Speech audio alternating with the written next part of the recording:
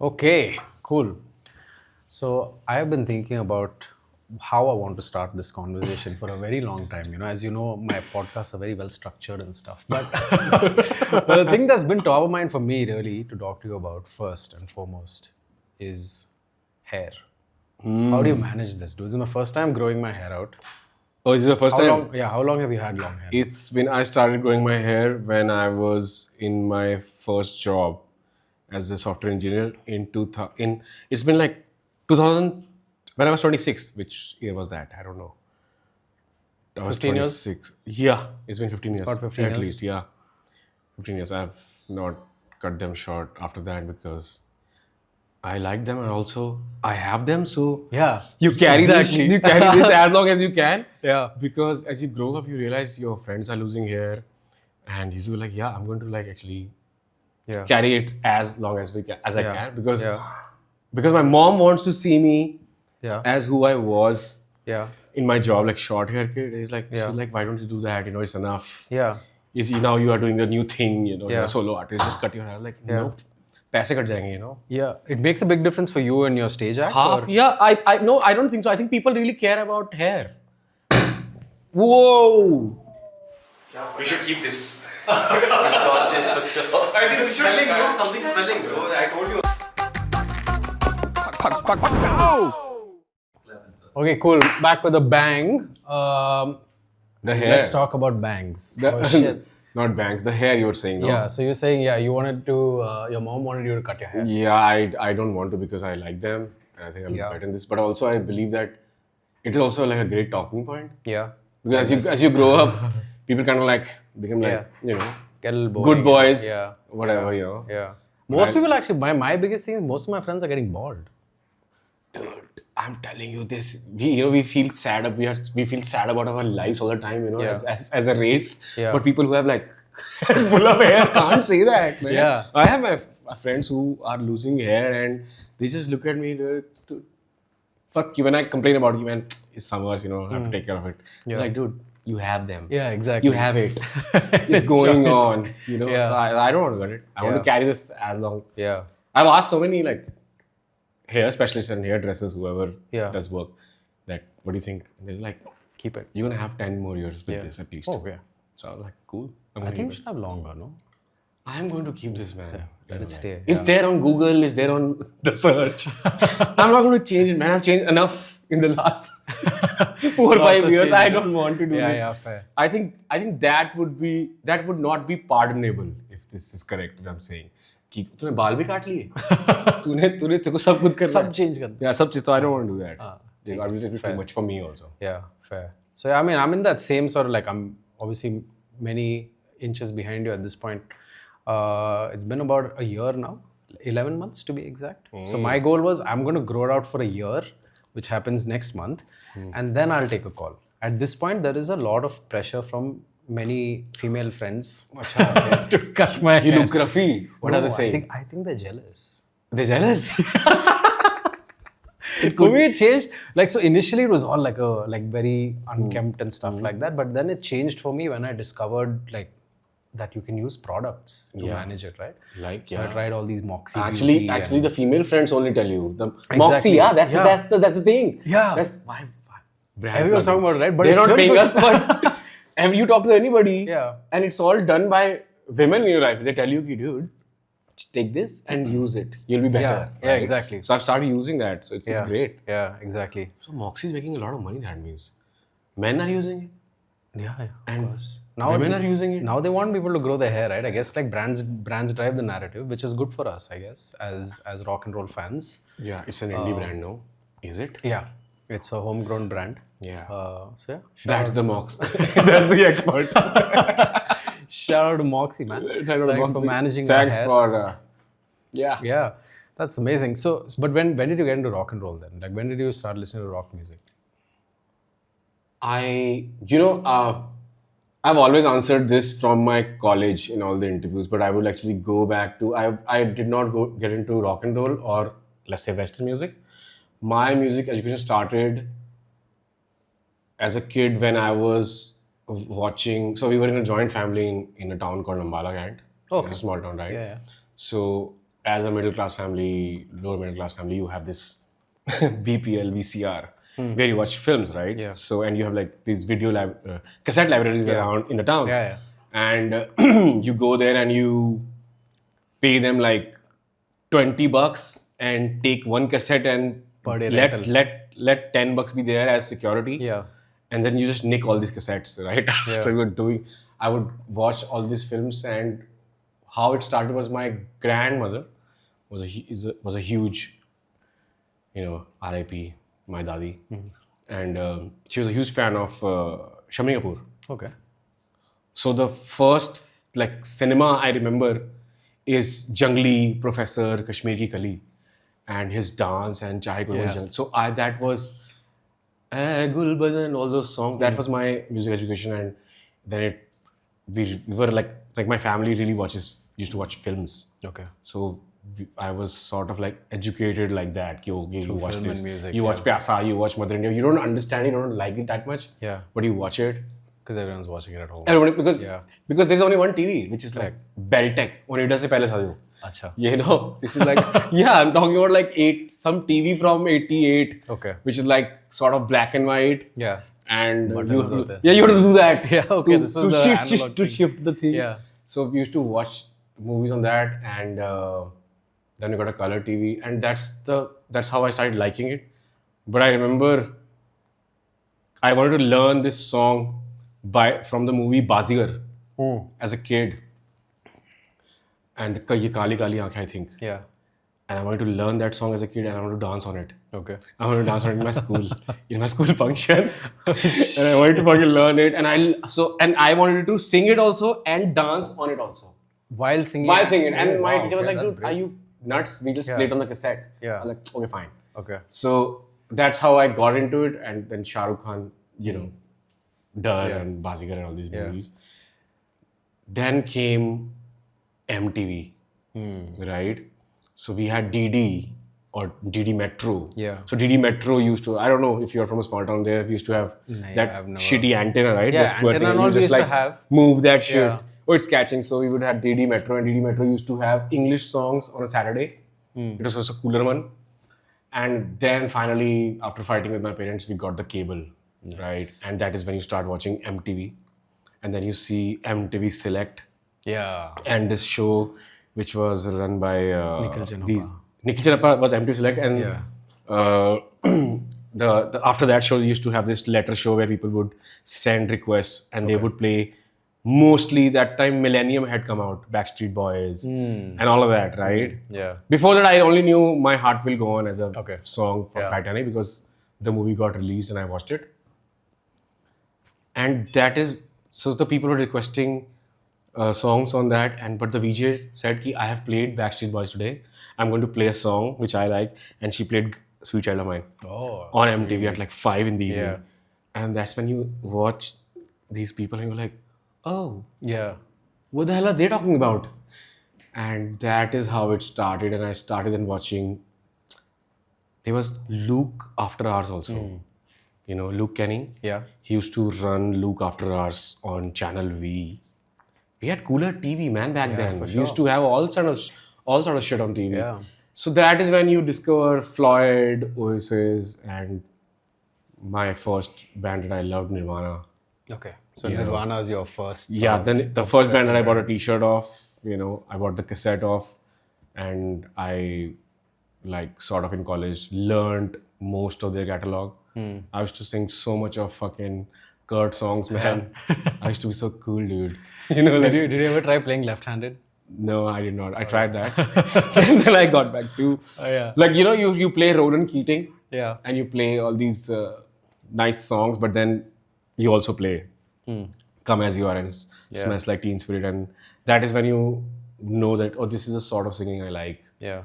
And I just covered my childhood till my college. So in college, actually, I met some people from Guwahati who were in a different stream, studying, and there were two You brothers. went college where in Delhi? No, it's a college near my hometown, Ambala. It was a engineering college, private college, and I was there. And because there was nothing to do in that college, right? So you meet these kids who are playing like Sabbath, Black Sabbath, and all of these things, and you get introduced to it. Because before that, I only knew Bryan Adams and Okay. Savage Garden and Backstreet Boys, Yeah, same. and all these things. Like you graduate, I guess. Yeah. Savage Garden, then Strings was there, like Lucky Ali was there. So you are like graduate, you are like watching it, and also there is Z Cafe, this channel. I don't know, they are playing John Mayer, Beach Mein. wow, okay. They are playing Switchfoot. So after a Friends episode, they will have 5 minutes of break. So they will play a Switchfoot song. Oh, okay. I remember listening to Dare You to Move on TV and getting blown away by the intro riff. That's insane. I'm like, this is so killer. Yeah. The sound of it. Yeah. And that is how I sort of got into, let's say, guitar-based music. Guitar-based music, yeah. So to say rock and roll was later when I got ragged in my college. Okay. So my seniors ragged me, and because I was kind of like I was playing some stuff, So you're already playing guitar at this time? I'm actually flexing my taste to my batchmate. Abhi tune ye nahi suna hai, like all of that. Because at that time LimeWire is there, no? So you can download Nirvana Live here, there, Nirvana Live this. Yeah. So you have those initial recordings on LimeWire, and you were just playing, trying to be cool, and they found out that this guy is trying to be cool in Haryana. So like, they called me to the room. And they were also music enthusiasts, but they were kind of scary, my seniors. And they ragged me, they made me sing. But then they showed me Woodstock 99 DVD. I don't know. I was lucky that they showed me, and they showed me Creeping Death by Metallica. Oh, crazy, yeah. And I was blown away by that, man. Like, basically, it was crazy. And then they just showed me that song, and they said, and my another senior, Manik sir, who went to FTI after my college, he said that this was the last song that they played in their set. And I just couldn't believe it. I was like, how is that possible? Yeah. But that was the last song on their set list, I think. And then I watched the whole DVD of Chemical Brothers. Oh, wow.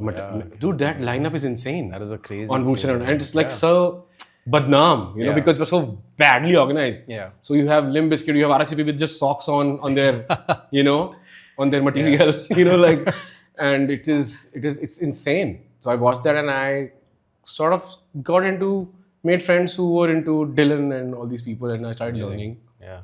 And that's how I sort of stopped singing most of the Hindi music, because you were already singing at this point when you by the time I used to sing in my school when I was in 6th standard. Singing. So yeah, because I used to know all the Dilwale Dulhaniya Le Jayenge songs. Yeah.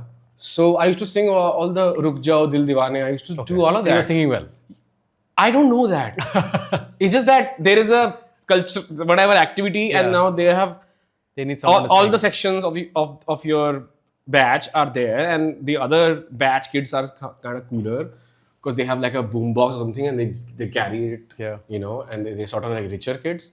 So, and they are sort of like are involved in, let's say, art in some form. Their parents let them, buy cassettes which are like for $100 that time. Yeah. One cassette for $100. 100, then 125. Yeah, man, you These can are do like three ages. $100. Who's fucking buying this shit? Yeah. Because I used to get my cassette in $10. ₹1 का एक गाना copy करेगा वो. Oh, this is like these bootleg The ones. bootleg ones, right? In Ambala? Yeah. You go to Raja Cassette Center and you tell them, I need 2 songs by Junoon, 2 songs by Lucky Ali, 2 songs by Strings, 4 random songs. Wow. And he has original cassettes, and he will just copy it in the double. Yeah. We used to call it deck. Yeah, double deck. Double deck, right? So he'll do that, and you just get that, and like you buy a cassette for like ₹5 or 10 rupees, and then per song ₹1. So you have 25 rupees. You have your Oh wow! I fix. didn't know this was happening. Yeah, that was happening in a small town. There you have a fix, and he has just one cassette. So you're doing that. So I've actually spent a lot of time in Ambala. My mama used to work in the military dairy farm. What the fuck, in Kent? Yeah. Where? So in the dairy farm. In the military dairy farm. So I've been there many times. Yeah, it's a cool town, so man. The crazy thing is, because my dad's family is from Patiala, and Ambala is on the way to Patiala. Of course, Kharbanda ji. I had to say that. I'm saying Kharbanda ji. Kya baat kar rahe ho, Kharbanda saab?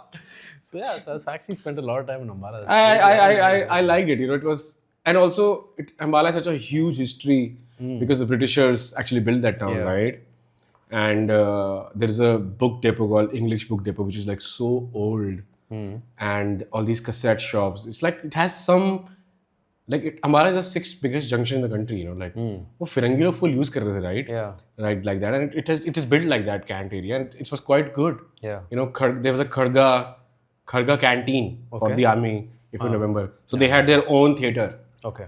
Where they will play English movies. So to go there is like a task. Okay. You know, you have to like be friends with like some colonel's daughter or some like, dude, come on, we are civilians. Let us be here. Let us play. Let us at least watch people play tennis. Yeah. You know, like Wow. Okay. yes, all of that they were doing that, but we were civilians, so we could do that. But I enjoyed it because the only entertainment or the only X factor as you have as a kid is what music do you know? Yeah, I think that was like the biggest flex, at least when we were growing up. Things that's starting to happen now. Yeah, that's how you connect with the other school kids, right? Correct. It's like a different culture. Yeah, that you know that कि रात को जुड़वा देखी हमने cable पे, but हम सुबह बात करेंगे about Junoon's album. Correct. You know, like that. Yeah. So I became that kid, and so it is like you consume a lot of Western bands in college, but before that I now remember that I heard Shania Twain a lot. Yeah. Like a lot, because my elder brother Raman was so into her, and I used to think, this guy fucking cool, dude. He told me about listening to Junoon and all these things, you know, this is a cool band. Yeah. And then I just got onto that, man. And I started discovering it, and in my college, in Haryana, you're just bonding on music, yeah. on Guns N' Roses and Nirvana in Haryana, in the middle of nowhere, and then somebody gets a Linkin Park debut album, and then you are just blasting it, and I was on a choreography team in my college also, so I have danced on like. So you've been dancing and singing for a long time. I was dancing in the troupe on. I have a photo I will someday post on Instagram where I'm now dancing with like see-through shirt on Taal Se Taal Mila, you know, because there was a couple of my cool seniors. The producer is laughing. So I'm dancing on like Taal, and it was like full on. And we used to win. We used to win. That's a tough song to dude. We used to, and my senior was the leader of the band, like the troupe. And then I realized, you know, like अपने कोई भाव नहीं देता इसमें. पीछे खड़ा हूँ मैं. I'm the most junior in this thing. I'm like this. I'm trying so hard, but nobody gives a shit. You know, एक photo आया मेरा festival का, and I think I was an attention seeker, I guess. So I just changed completely the stream. I'm like, I'm going to play guitars.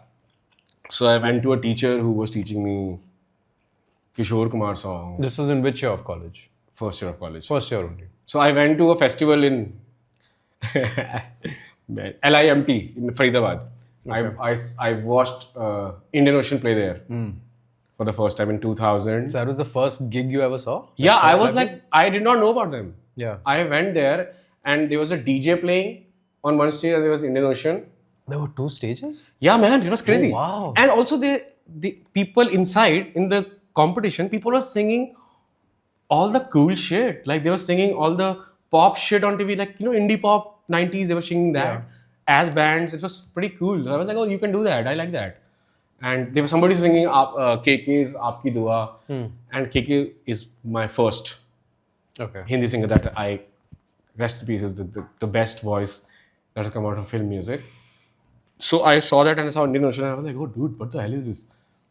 How is this happening? So I came back and I made a ruckus in my house that I want a guitar. And I bought a second-hand guitar for like, I guess, $1,300. Gibson, yeah. Gibson. The best guitar. Strange Ram? Yeah, but that came later.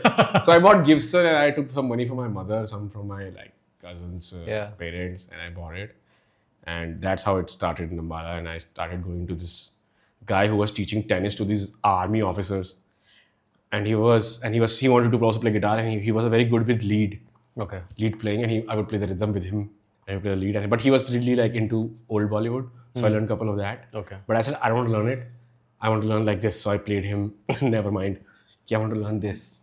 You know, like, and he was so fascinating. He kaun hai? You know, like, and he was trying to figure out Kurt Cobain, this 46-year-old man in Banyan, like in Ambala, and figure out kaun sa goda, because so yeah, that's how it started. And then, man, Google came and ultimateguitar.com came and you start hanging out with people in college and other colleges, festivals, college festivals. And you could download tabs and. Oh my learn god, from dude! those things, I can't tell you.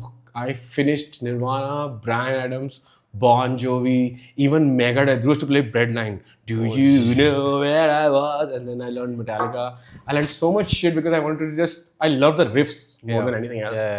And I think that really helps me in songwriting because once you learn sort of the structures of 100 big songs, I guess, and that time you don't want to be a musician, you just want to play music. You want to play music, and there are some fuckers from Delhi who are like, oh, GR gaya tu, GIR gaya tu, you know, like they would get RSJ. Yeah. And then I was like, we don't have this in Ambala. And then I used to go to Chandigarh to Parent M. Yeah. And buy RSJ. Yeah. For probably $50. The greatest and magazine. Then, greatest magazine ever, right? And come back to college and mere paas bhi hai ye. Yeah. And do that. And that's how we were. But what I miss is that we used to fight to have that cassette. To have that thing, then DVDs, CDs came, you know, all of that happened. Yeah, that's how I got into it. I think it's the struggle is the thing that was not available to you. Yeah. And you have to go and buy it. Make an effort to get Make it. an effort to. So I think that made it more special. The guitar, the tabs, you know. Yeah. Then I told my dad that I'm going to be a great coder, so get me a PC. So I got me a PC, and that's all I did was print the tabs and then right? Only that thing. Share to the dial-up internet. So I was just doing that, and I used to download all these Nirvana videos. Then Avril Lavigne came in the picture. Yeah. And I fell in love with her, and she was great. And all of these, then I went to more pop stuff, and I started enjoying, I don't know, Whitney Houston more. Okay. All of this. So, but I would not tell my friends because they were like, You can't tell them. "Hey, dude, come on. Yeah. We are playing Wolf. What are you playing?" I think all rock and roll fans have these little guilty pleasures that they listen to, right? Somebody's listening to Enya, somebody's listening to Shania Twain, somebody's listening to Celine Dion. Yeah. But you can't admit it. You can't say it out loud. I should not say that. I should tell the girls. Have you heard that album, dude? Yeah. And so the people who, because you're young and you're trying to be you have no personality. You're just borrowing personality of whatever band you listen to. So that's your personality. Or this is the best band. This is their live and all of that. But I was listening to. I knew Enrique's all the albums by heart. Yeah. And I think Enrique's best song is Romer. He doesn't play it anymore. Very rarely, but I heard that. And मैंने full chart लिया था Backstreet Boys. Yeah, same. And Bryan Adams, and I used to cover that in my. I did all of that, and then you are also singer of your college band. It was called Marijuana Pickers. Marijuana Pickers. Because we were so pretentious and shit, And weird. So they were like two vocalists. 2 steps ahead of the smokers. We first pick it, then somebody sells it. Yeah. And So then you are covering now Guns N' Roses. They were like, ये ऊपर गाता है, तू GNR cover करेगा और तू Ozzy cover करेगा, and the other guy will do that. There were 2 vocalists. Okay. And I was doing that. So I kind of enjoy it, man. How long were you in this college band? I was in the college band for 3 months because then they fired me because they went heavier. They went Sepultura heavy, and they were like, nice, okay. "Oh, you have to learn how to growl." Yeah. Growl, sorry. Right? And I was like, "That's not my vibe." Yeah. And they're like, "Yeah, we thought so. You're such a pop guy." And they in the room, they were kind of bullying me. I'm like, "Dude, but fucking Rabbi's really cool." Because I was singing Rabbi Shangal in the afternoon. You have fillers in college festivals. So I was that guy, always the guitar. If I get 5 minutes, I will fucking go and sing a song. And sing the fuck out of the song that I know. So मैंने बुल्ला की जाना पता नहीं कहाँ नहीं बजाया. And these you were doing solo? Yeah, मेरे पास guitar है. मैं हर कॉलेज फेस्ट में जाता हूँ. मेरी अटेंडेंस 0 है. मैं डिटेन हो चुका था कॉलेज में. मैं बस जाता हूँ और मैं यही करता हूँ कि मुझे कंपटीशन में नहीं चाहिए. I just need stage time between events. So I will do that. I learned all these songs, and I would say that this is. But they were kids. Who go to fancy schools and whatnot. I don't know which school you go to. They don't. They are so away from the. There's a huge culture why we are here. Yeah. There was Silk Route. There was Euphoria. There was Junoon. There was Lucky Ali. There was so much shit. There was Rabbi. Then there That's why we are doing this. Yeah. Right. So, but you were basically covering all of these, and you were also like your band was covering GNR and Aussie and all of these It things. was not my band. It was my हाँ, it मतलब was those मैं brothers' वाला band, and they're like, "You fired. You are not that heavy." Oh shit! And they were so like. This is like that. Dewey Finn getting fired in school. Yeah, he was like, dude, तू दिन में Enrique Iglesias गा रहा है, रात को तू बोल रहा है, finish with my woman. That's not a vibe. And I'm like, dude, that's so unfair. I can do both. Yeah. Because I do both now, Yeah, right? you should. But that time they fired me, so I just took it on myself and I started my own like this literary society in my college in Haryana. And I'm like, अब मैं leader हूँ, अब मैं लेके जाऊँगा सबको. So I found singers in my college, some classical singers, and we just play guitars for everybody. Like, Okay. because if under Haryana university in Haryana, you have like these festivals in colleges where you have different categories like semi-Indian vocal, Western vocal. I would do that, but all the indie one was done by these great singers that I knew, my friends. So you just want to participate and do shit And perform, yeah. And I never won. I have this thing. You never won a I competition. have never won a competition, dude. Everybody else in my team has won. I would never won. And I was like, dude, what the hell is going on? But I liked the time that I spent because I learned so much of.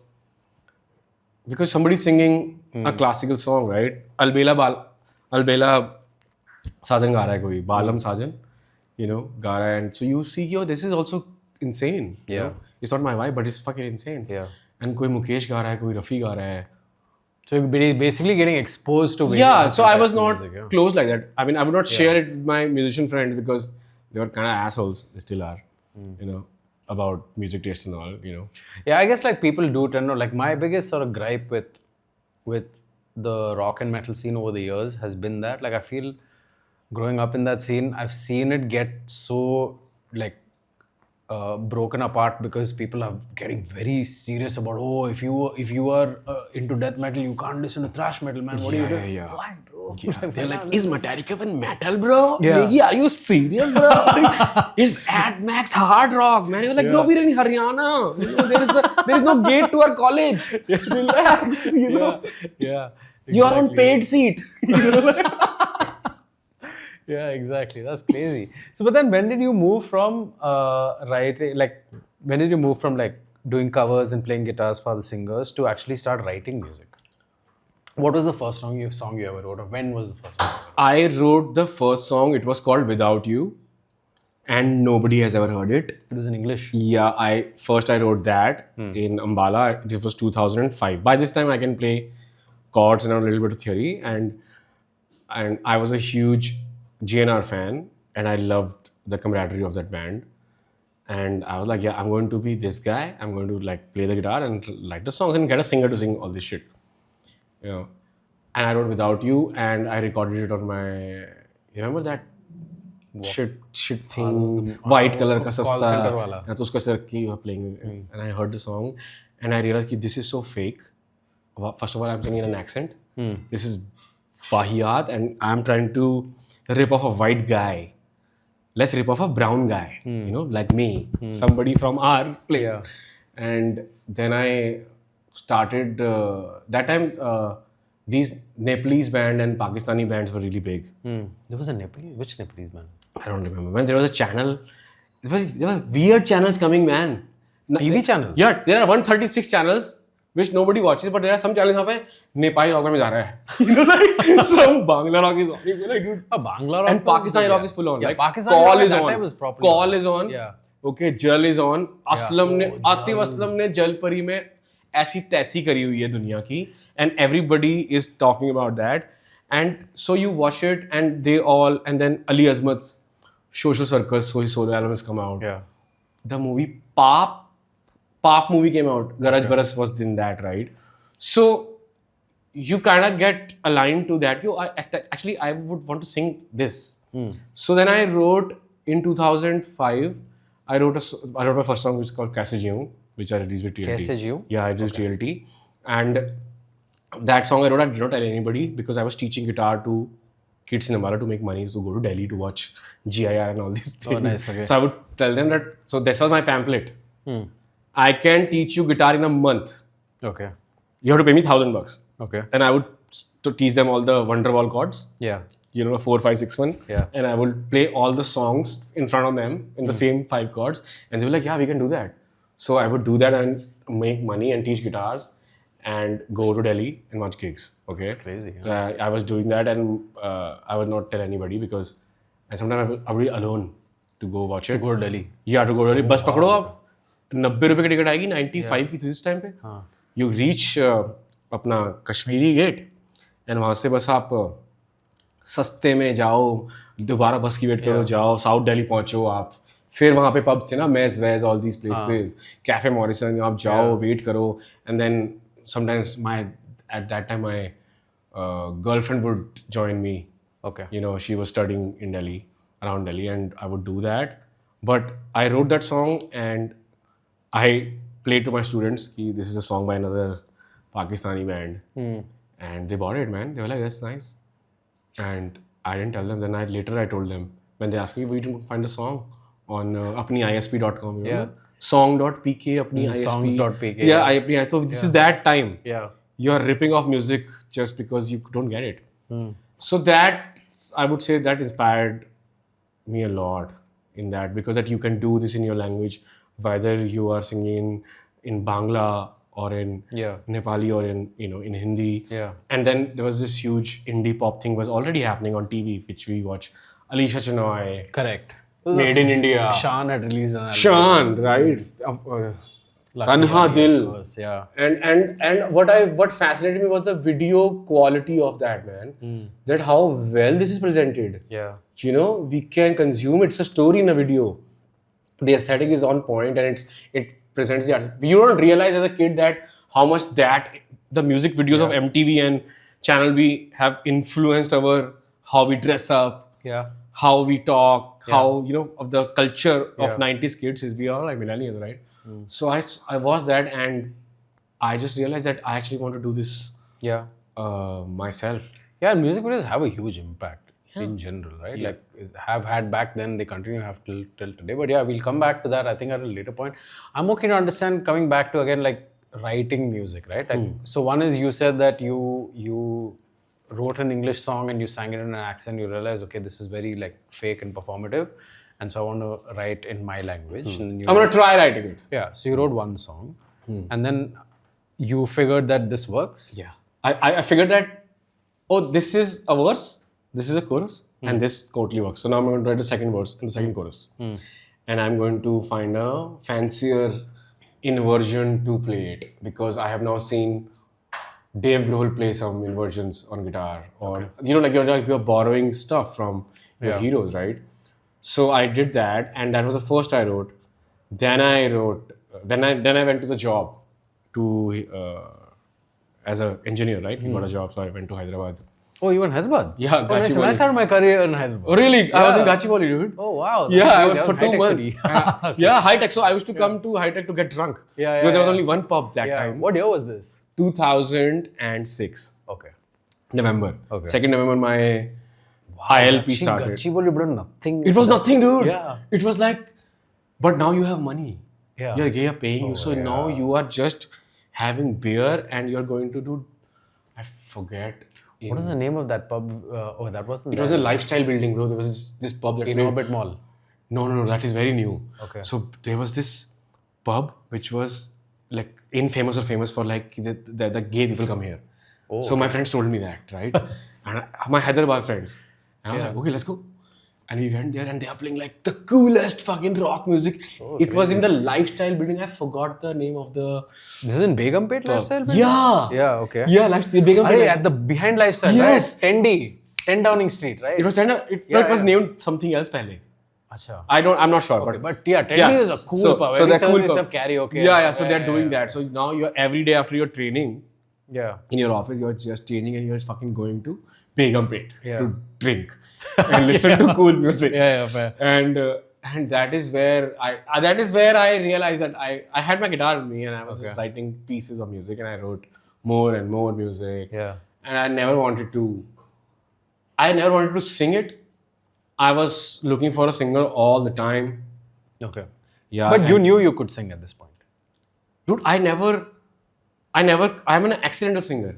Okay. It's all an accident. Like basically, in 2006-7, you are writing songs, and you know that you're not there as a singer. And I had friends who were great singers, classically trained people, you know. Yeah, who because are you've also been playing guitars for a lot of other singers as well. yeah, who are also engineers, right? Okay. And they're also in Hyderabad, so I would go meet them. Yeah. And I told one of my friends that, why don't you sing this song?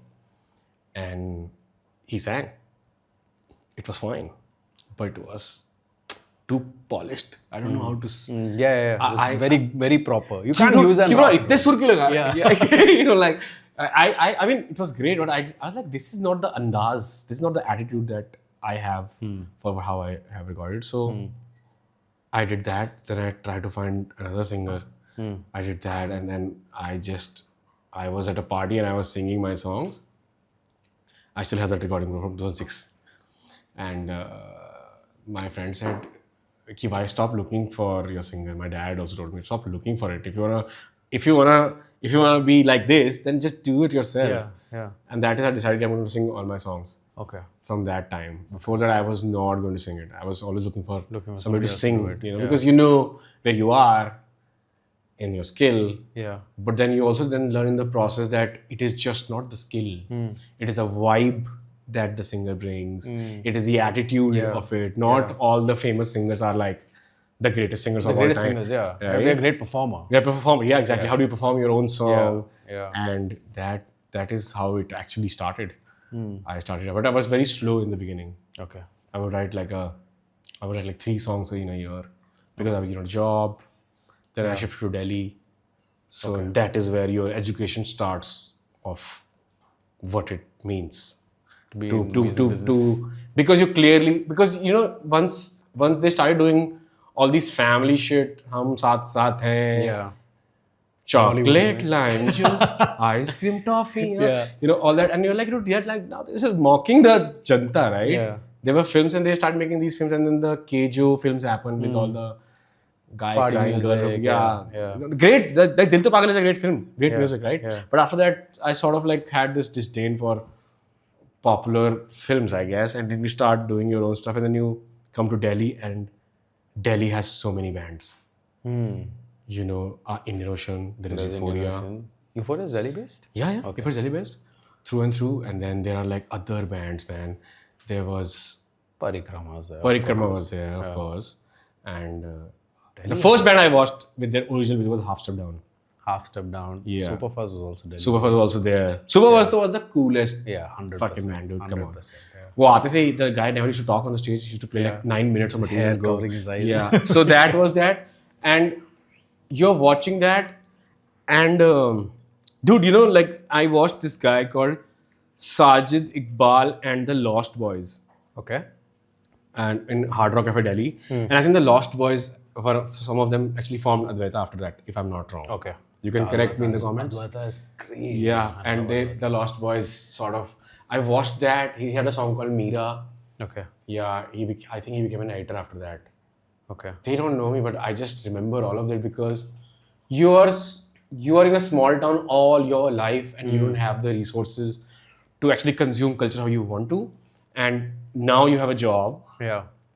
which I did for 6 years. You worked for 6 years? Yeah. Okay. That's crazy. 6 years because, you know, Papa is not rich, right? So you have to like make your...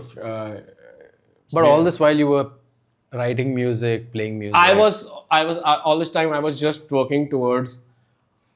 I think in Delhi, because of Delhi, I watched all the bands, man, twice at least.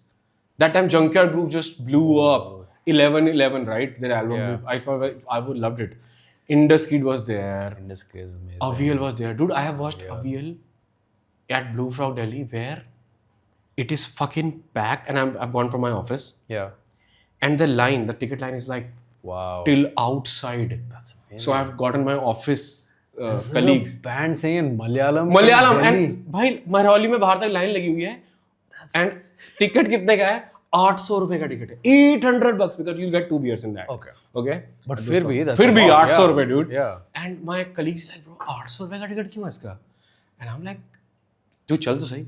And we go inside and it's jam packed and the girls are standing on the tables And now they are playing, dude. And it's just a mad show. Now no bouncer can move because everybody's like in Woodstock. And now somebody has lit a J. People are smoking inside, man. Right? And the bouncer is just helpless. Dude, what the fuck? And we are just having a ball of a time. And then that's the sort of thing it was there, man, you know? Yeah. We sound like fucking old hacks, but that was happening. Yeah, that was the scene. सबके office के bags पड़े होते Yeah, हैं but side में, वो लोग like- देख रहे हैं, and I would watch all the bands in Delhi, and I was really happy that I am finally in a big city. Yeah. I get to see that. I watched theater. I watched so much great stuff in Delhi. Because Delhi is a cultural place, you know. Yeah. Like There's a lot happening in Delhi. there's a lot of still today, man. There is Yeah. you watch theater, you learn all of these things. You watch poetry. Then I started doing organizing gigs. So there was this company in Bombay called Bombay Electric Project. Okay. So it was run by Sudeep, one of my friend, Kenneth Lobo. He's in Red Bull, I think now. Okay. And one more guy was a DJ. And what they would do is they would take a venue and now they would organize an open mic night of poetry or comedy or music. So I was there, Delhi. Okay. Correct. POC. POC. So I would be uploading Facebook event Oh, nice. Okay. in 2008-9 and getting people in the club कि 50 लोग तो होने चाहिए, dude. Yeah. You know, and get like the cool girls. Keep on, come now, I'll give you free beer. Come on. You know, get your friends, all that. So I was doing that for a year before I left it, and that also sort of This was while you were also doing your job. yeah. Okay. So I just wanted to be a part of Pop culture, basically. yes, what is happening in the city? Yeah, because Yeah. you know, like what is happening? Yeah. So some people are organized, but they are so gatekeepy because you're not from a city, so they are just. So I was like, I'm gonna fucking join this company. I'm gonna organize my own shit. So fuck you, you know, like. So I would get, dude. I remember Avish Matthew was the RJ nice, at okay. 95 FM in Delhi, and all the girls were his fans. Okay. So I remember he headlined one comedy night where we got Papa CJ also. Oh, wow, Rajni yeah. Kapoor also, I remember. And that they were like popping up, and Raghav Mandava was there one night. So the night that Abhish Matthew was coming, dude, Lost it. all the Vasant Kunj people were there, man.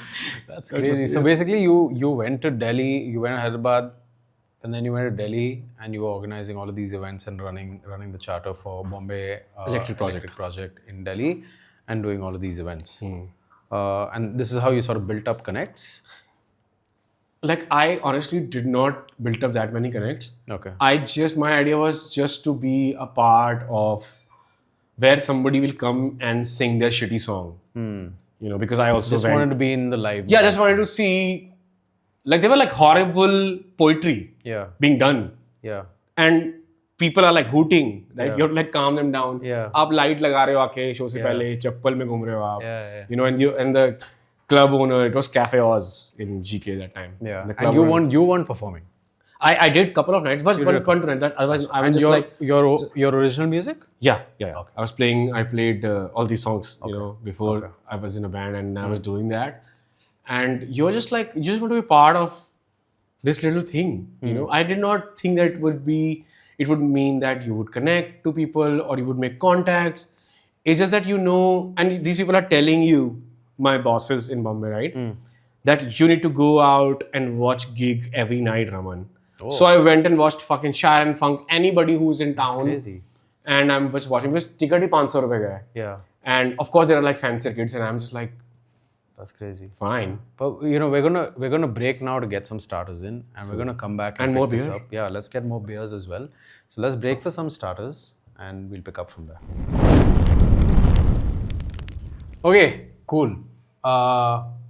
First course, we got chicken tikka. I told you this is a British-inspired menu, which And means it's the Britishers love the tikka, bro. exactly everything is stolen. There's no British food. There is no British food. But we'll come to that later. So we got chicken tikka made in the air fryer. Man, And we've got a Toit lager to go with. I got a lager, you got a Tintin Toit. I love it. I don't know how that happened. I asked for Cheers. a Toit Tintin as well. Cheers, but let's go.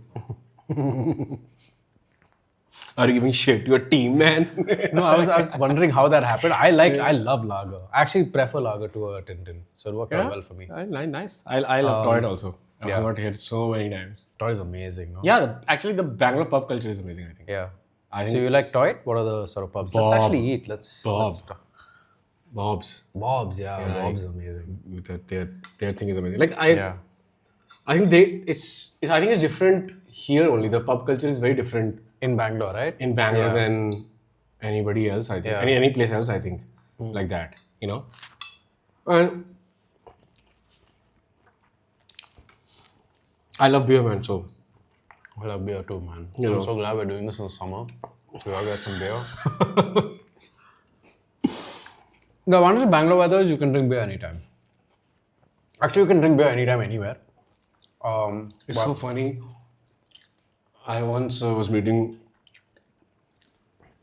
somebody like elder to me, like a very nice woman, and I was like, let's go for a coffee. And you know what she said? This is 2016. It's Bangalore. We're gonna go drink beer, you silly boy. like, okay, ma'am. Thank you, ma'am. Yeah, exactly. Yeah, she took me around pub hopping. Oh, you nice. know? And I hung out with a lot of 2016, what was that? What was that? What was that in 2015, right? No, 13, 14. everything was there, man. Beer club, Toit, all Yeah, these so would have been around there. we went to like beer hopping. I don't know. I'm just grateful that I got to do that because you know a friend of mine took me around. Okay, this is what Bangalore is because I was like harping about Yeah, how great Delhi is, which is my favorite city. yeah. Oh, Delhi is your favorite city?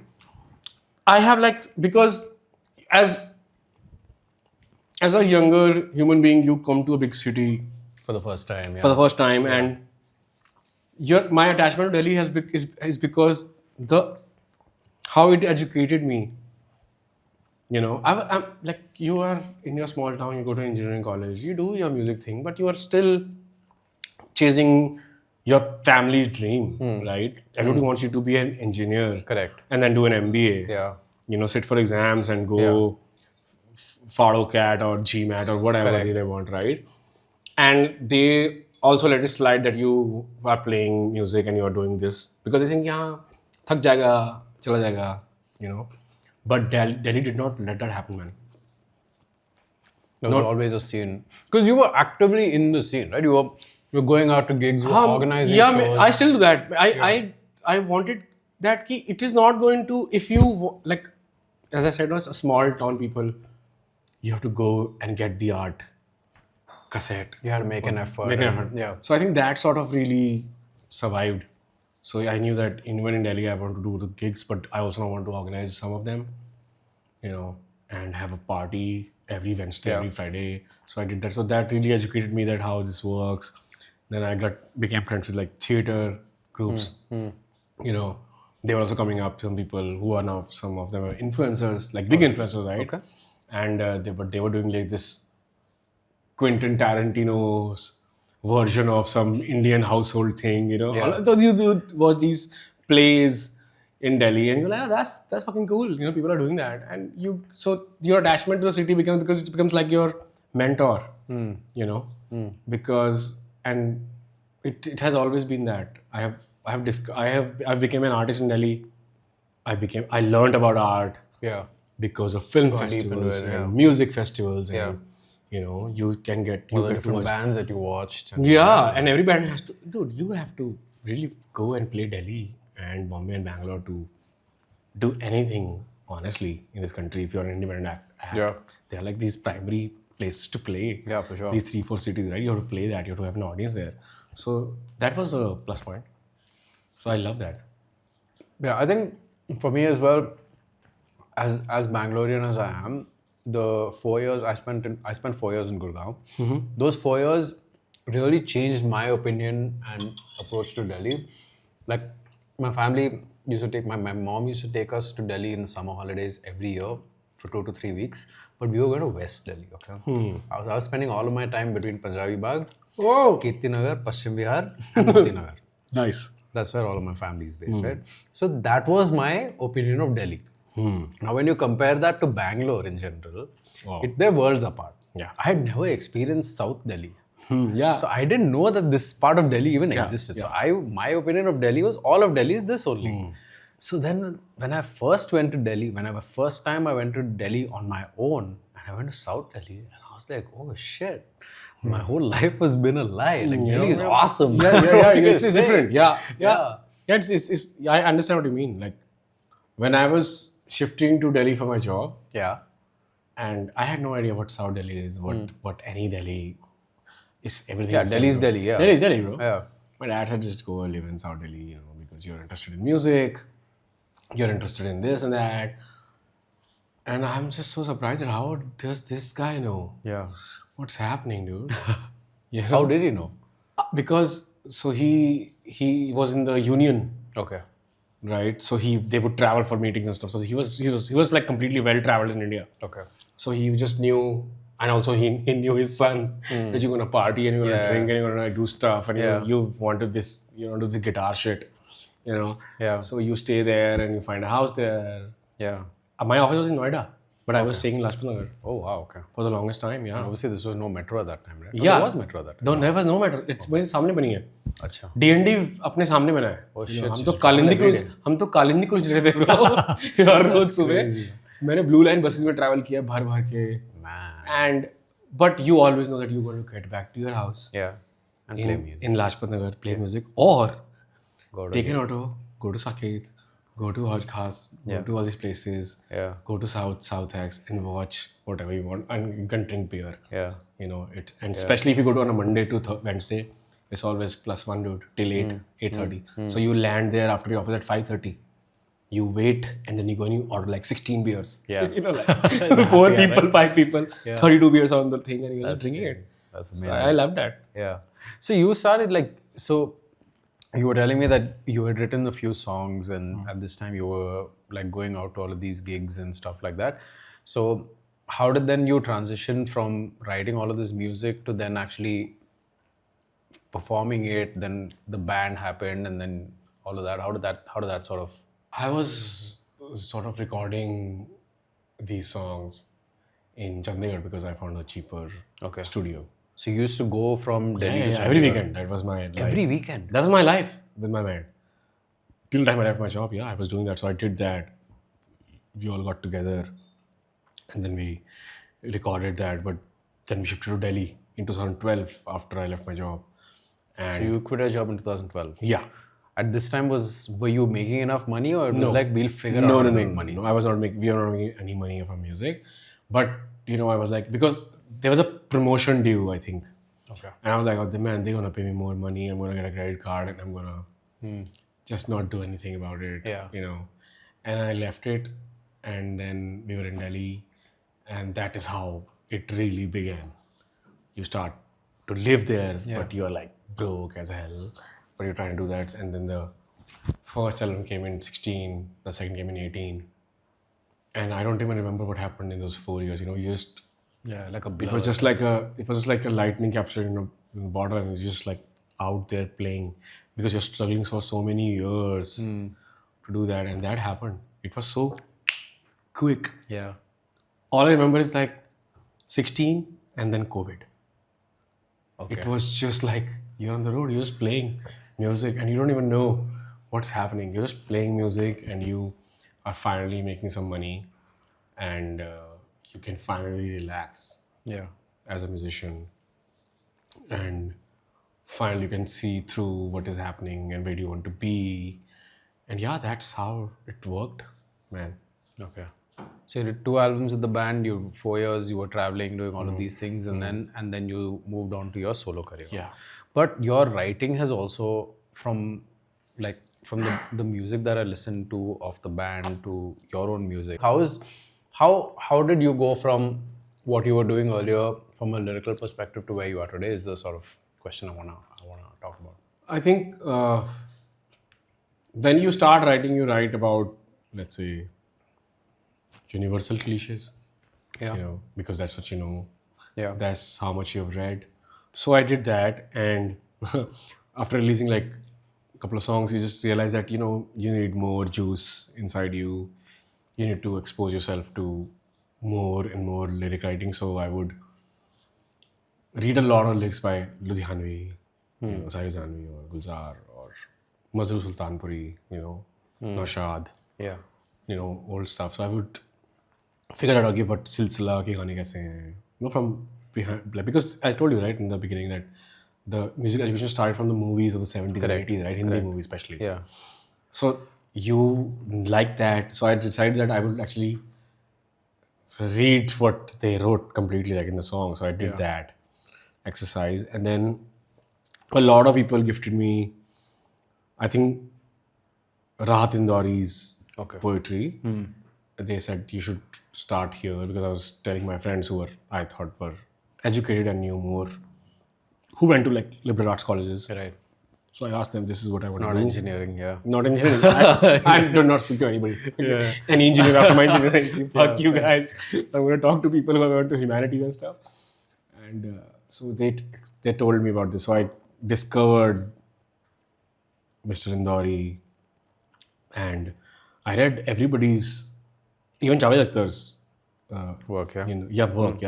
Apart from movies, I read his books, and then you learn, okay, this is what. Then I started going to literature festivals.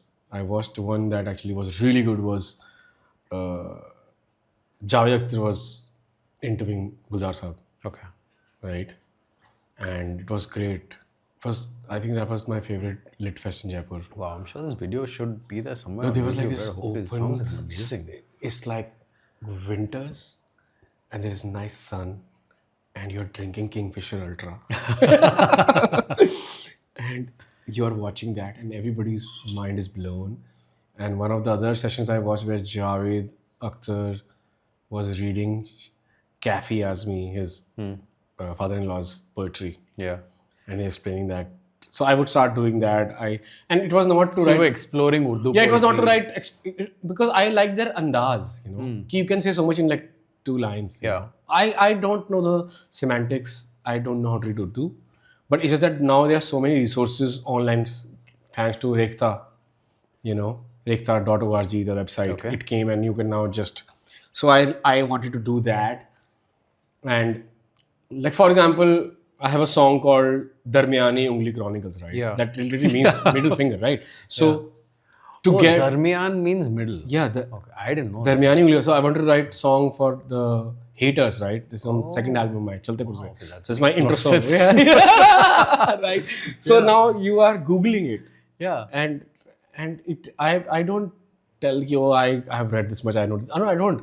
I write my thought, and to express that thought, I thought, okay, this is an art exercise to make music. If I'm putting so much time in the harmony of it, and the melody of it, and the production of it, I'm also going to put time, the exact same time, in, let's say, the writing of it. And I just kept exploring, kept reading. I just read most of them. Amir Khusro, Right. 18th century poetry. I did that, all of that.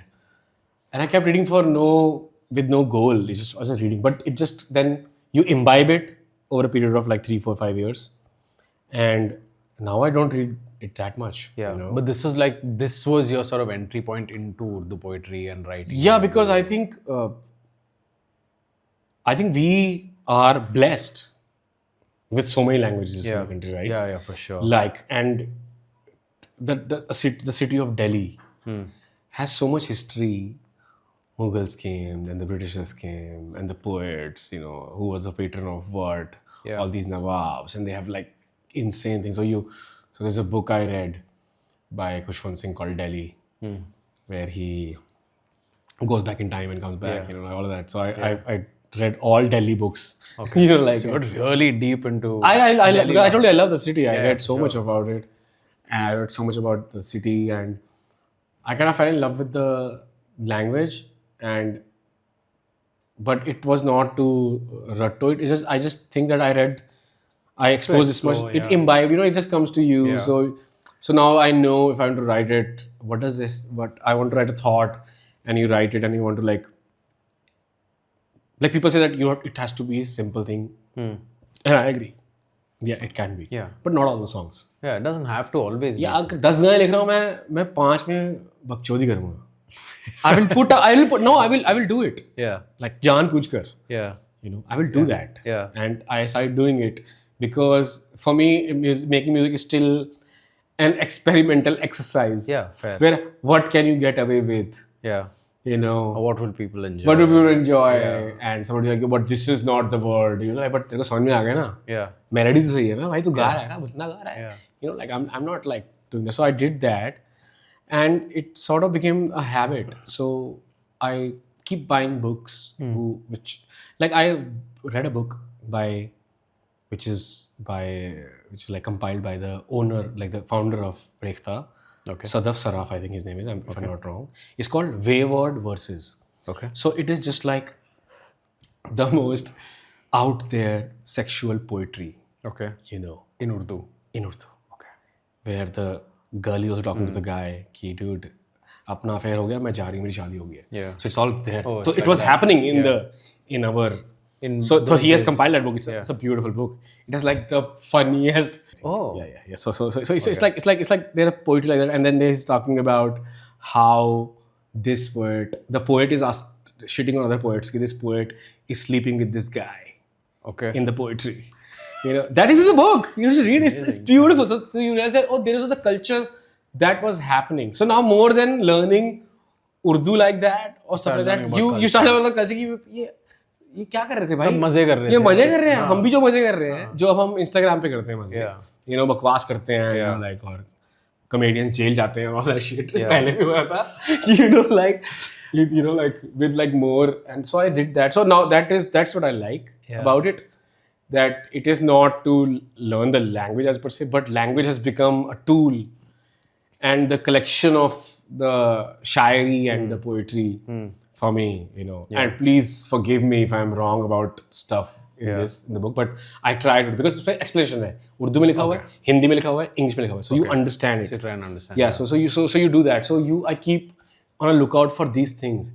कि अमीर खुसरो की पहेलियां हैं, puzzles of अमीर Khusro. That is a book. Yeah. कि this is what he wrote.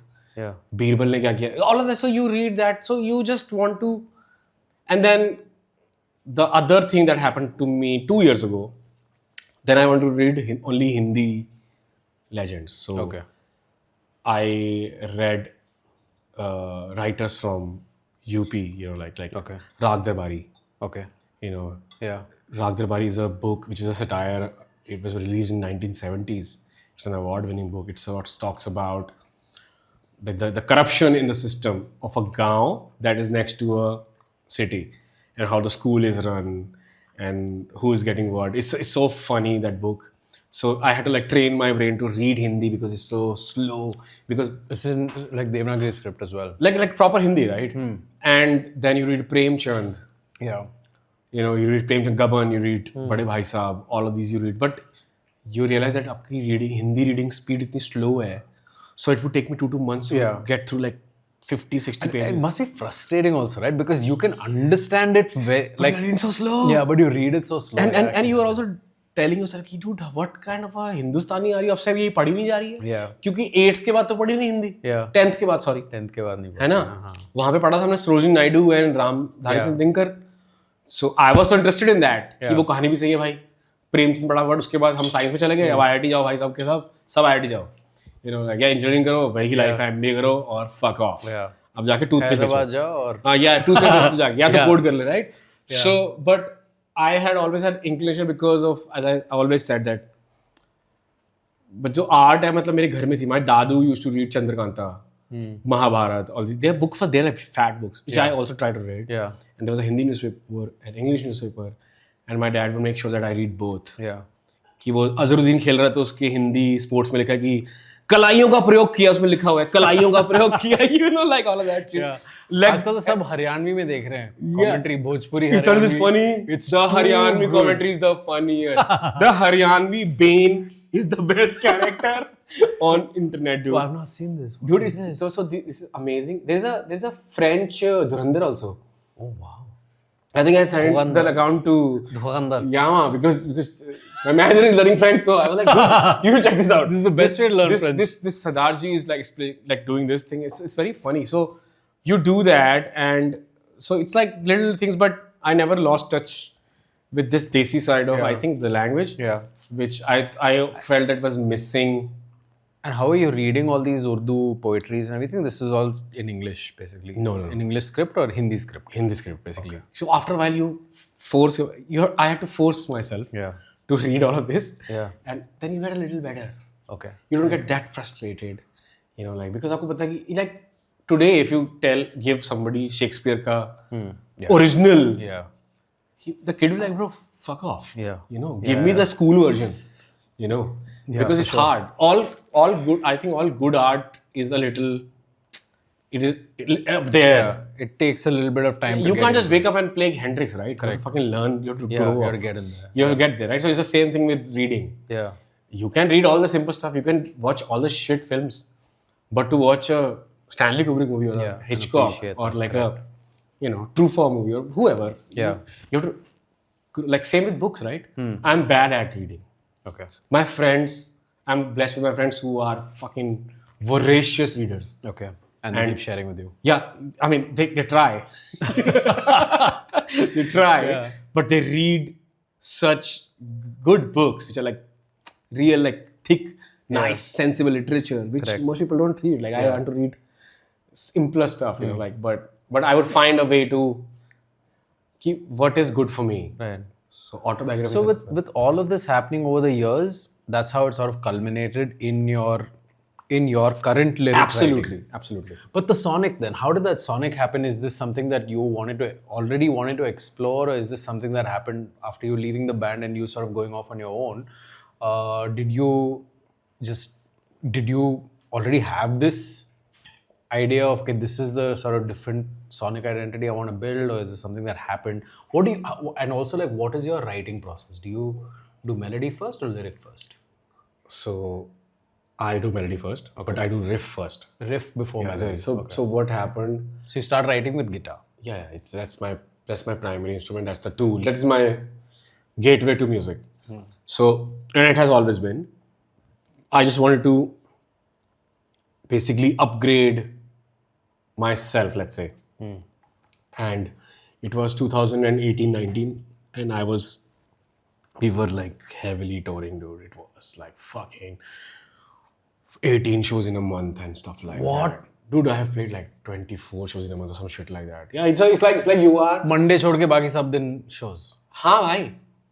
That's बज ही रहा है बस चल ही रहा है. So it's like a CD in your brain, right? Yeah. And you know the whole thing, and you know where the crowd will laugh, where the crowd will go berserk, and it's great.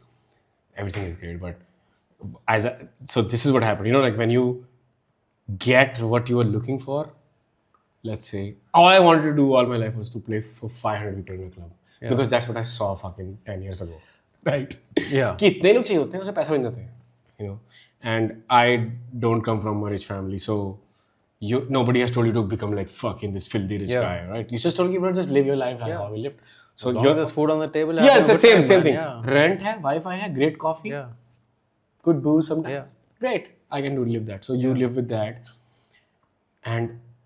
but now it has blown up, and you enjoy it. But now also you're exposed to a lot of stuff, a lot of culture. Now I was traveling Europe. The moment I get on off, I would just be running to Southeast Asia or Europe or anywhere. Yeah. So you go and you see stuff there, and you get educated more and more about their history. Yeah. Finally, I got to see one of my influences, Dali's museum in Berlin. It was crazy. Van Gogh museum. All these things that people do, right? And I was fascinated by it. You go to Picasso's fucking house, and you go to this and that. I did all of that because you have this idea in your brain that कि मैं तो French films देखता हूँ, मुझे पता है क्या हो रहा है इधर. Yeah. I know this. You go there and you feel कि okay, there is more to it, and basically I think I grew up on 90s music or 80s music, as I would say alt rock, Metallica, Megadeth, Nirvana, then Foo Fighters and GNR, right? And Aerosmith. Steven Tyler is one of the biggest influences on me. I think at this peak, Steven was like fucking a guy who could sing, right? Yeah. They don't get that sort of a weight as GNR, but I think Aerosmith also is at the same level. Yeah, 100%. And 100%, right? Because it's Steven and Joe Perry, it's Slash and Axl. Yeah. How can you not see it? When they came to Bangalore, Aerosmith Dude, came to Bangalore. I was there. You were there? Yeah. Oh, it was amazing. Right? One of the first few big rock bands to come to Bangalore. Yeah, dude, yeah. Scorpions came before them.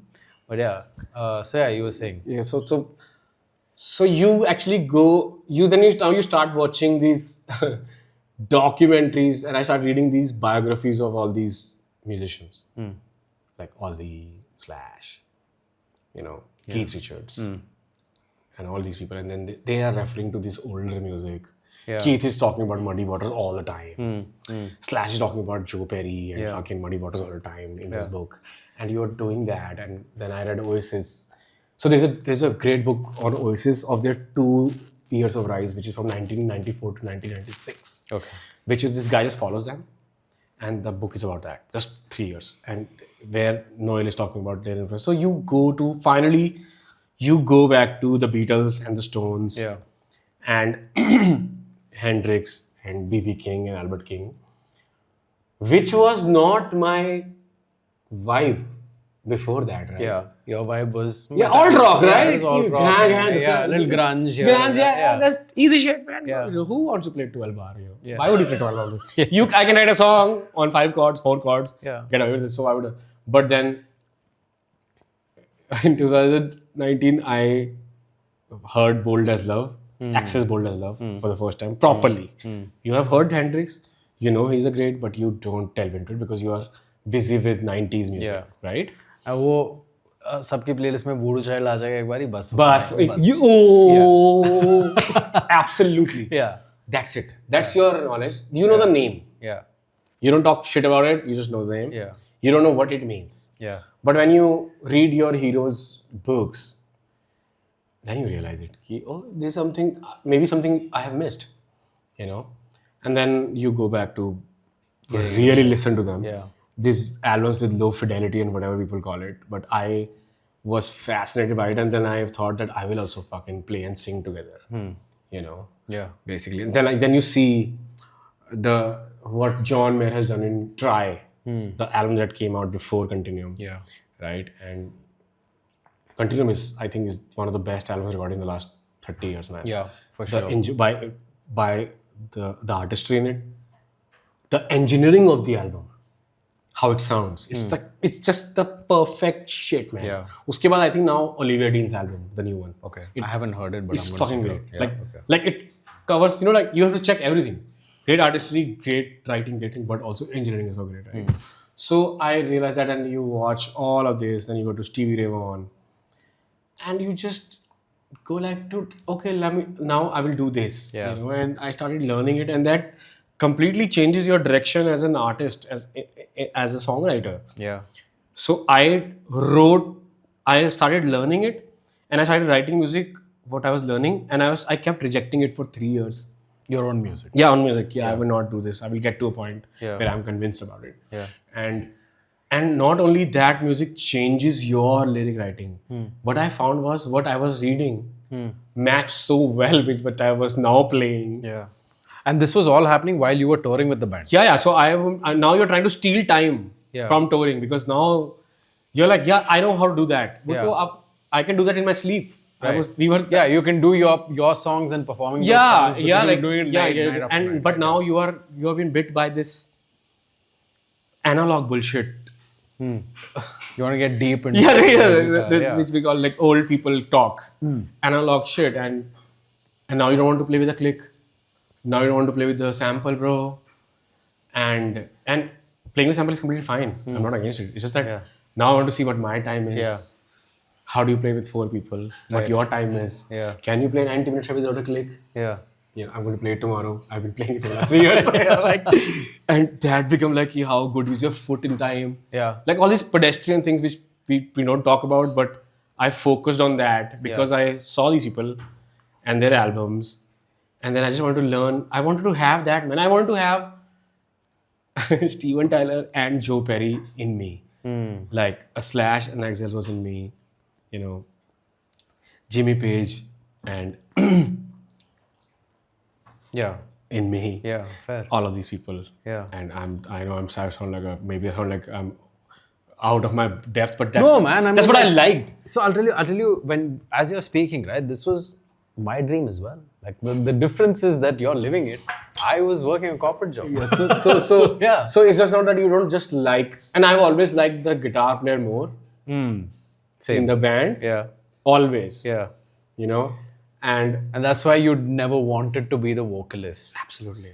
So it's like you're an accidental vocalist. Yeah, I'm because my idea of song is or was or like you as a kid you just want to go on the stage Yeah. and you want to belt the shit out of your throat Yeah. and you're like, bro, I'm going to make a noise so bad that people are going to leave their seats. And I used to do that, and I was able to finally do it Yeah. in some of the songs, let's say, BTLT. But it's still not there, like it's still not. But the idea changed in 2019-20 for me, and that is what I was. And I spoke to a lot of musicians, and they were like, it's such a weird idea. First of all, you have to learn all of that, Yeah. and you want to now do all of this and have this idea of making this record, which sounds like a basement, very raw on the edges record, Yeah. and you think this is going to fucking work. Yeah. And I was like, yeah, I am not doing the band thing anymore, and I'm doing my solo thing. Yeah. And this is the only time I will get to do it. So Yeah, for sure, I doubled down on what we were discussing, the lyrics and how Sonic as well, yeah. कितने guitars होने चाहिए track में? Yes, like just, yes, let's play. Now let's amp both the mic, both the amps. Let's do this. Let's do that. I was doing all of that with my producer Gaurav, and he's also a blues player, right? Okay. So now it has just become like a school project where we just like in the studio just doing it. Do everything and And keep, bro, abhi aise record hoga. No, we're not going to polish it. Yeah. And that became Shakhsiyat. Yeah. I had no idea what it was going to be. I just knew that I'm going to be true to what my feeling is. Right. And I'm going to sort of like avoid. I will not try to like sugarcoat the album and produce in such a way that it's like palatable to, let's say, a bigger audience. Yeah. Yeah. Because I'm like, I can do that. I have done that. I know how to do that. Yeah. But this is also something that I want to do. So I did that. Yeah. And then we made this album. And I had this weird like, I will be a guy who plays in a trio.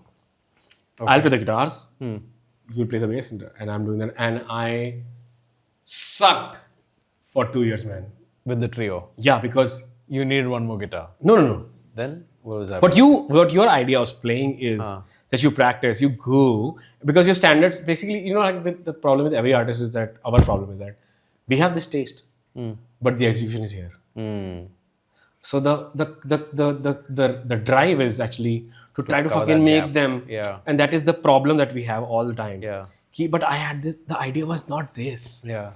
So that becomes this, वो song में लड़ाई होती है अपने आप से आपकी, like but it's not there. Yeah. But after a while, you just leave it to that. This is what I am. This is what I know. Yeah. It's not, the audience does not care about it. It's just your internal. It's your own internal. Yeah, that's your drive also, that I want to get to my idea. Yeah. So the same with the live things. You're going to get to your idea, but you're not there.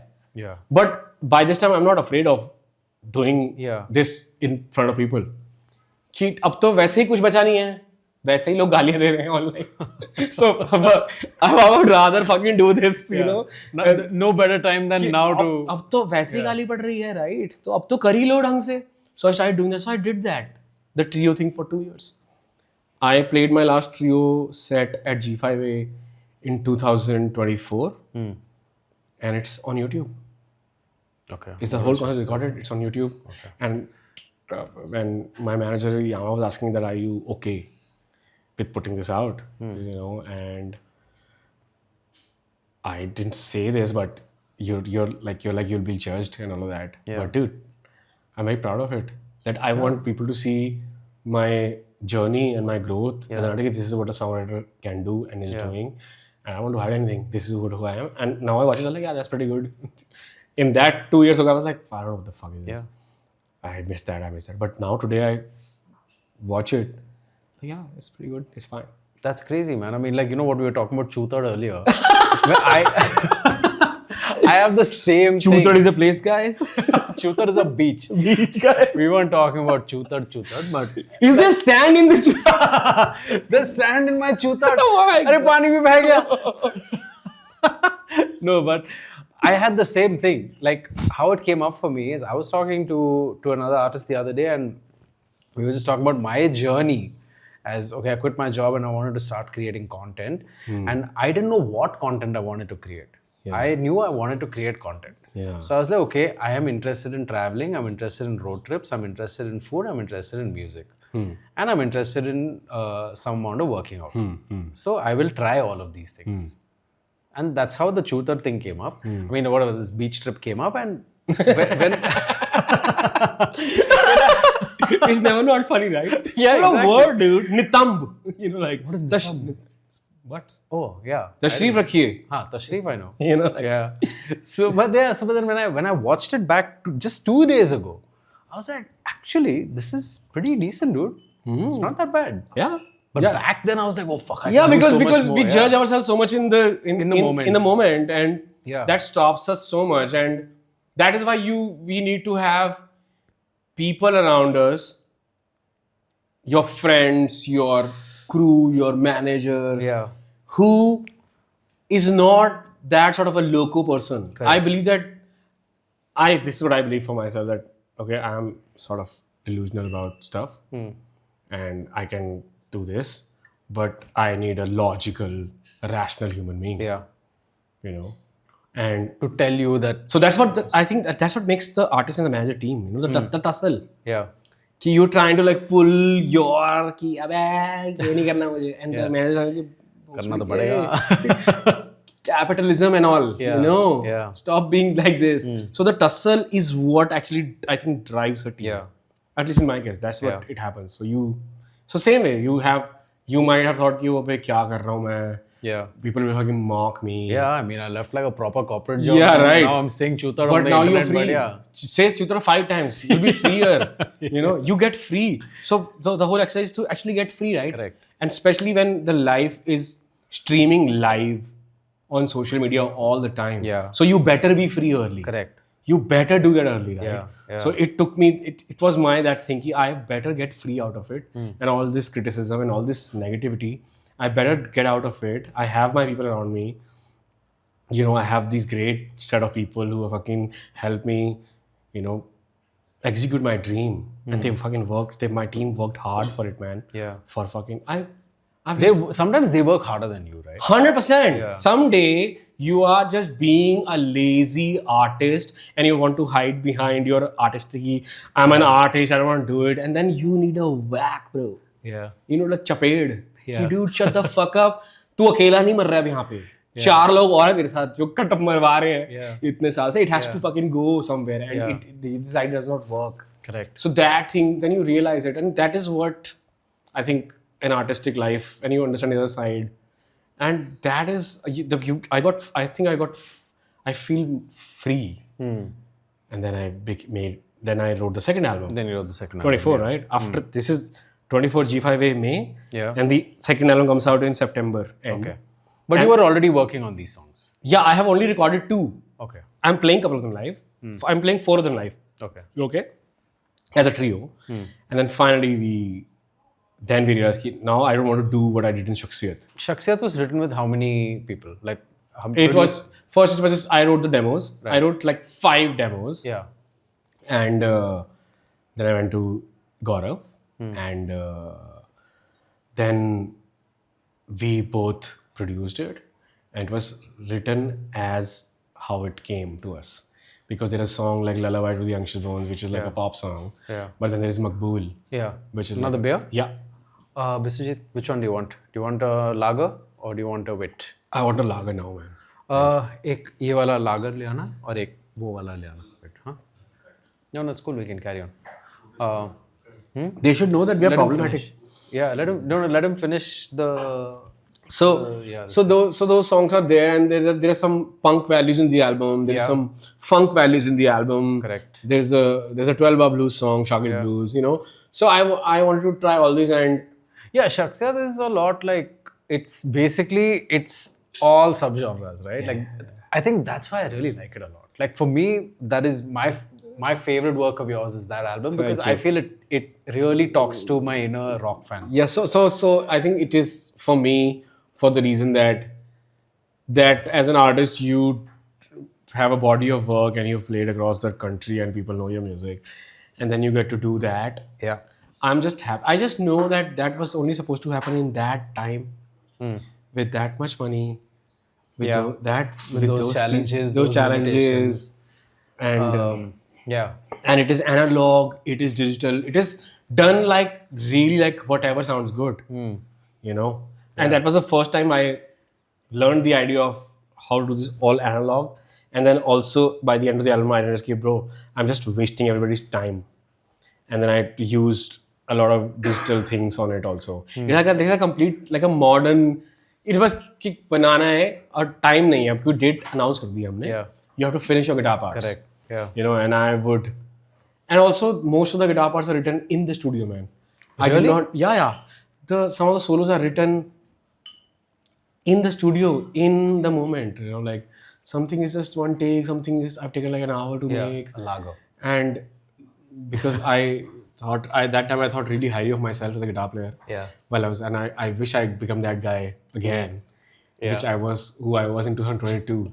I was so crazy. I was go with the riff and the song and the groove, and I know this is the bass line or whatever. Just get with the And then the Gaurav was like, okay, let's now play the solo.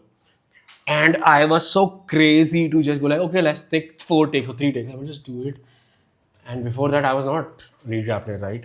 And it was like so crazy to me to do that. And I want to do it. And people told me that you can take more time, you know, to do that. I was like, but that's not the vibe. That's not the principle of this album. That's Yeah. not the. That's not what we are trying to do. Yeah. We're not trying to make a album that's going to work. We're trying to make an album that we want to make. Yeah. And we used to laugh about it in the studio when we made Shakhsiyat. Gaurav was laughing about it. He was like, dude, good luck to you and your career. And we this is like, we are just laughing about it.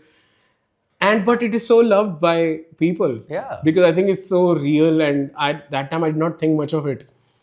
And it has given me a new life, and I'm really proud of it. I don't think I can do that again. Because it's a time and a place, Yeah, and it's a time and a place, you are yeah. just, and you are just being hated online perpetually. So the hate had already started at that. Yeah, it's 2022.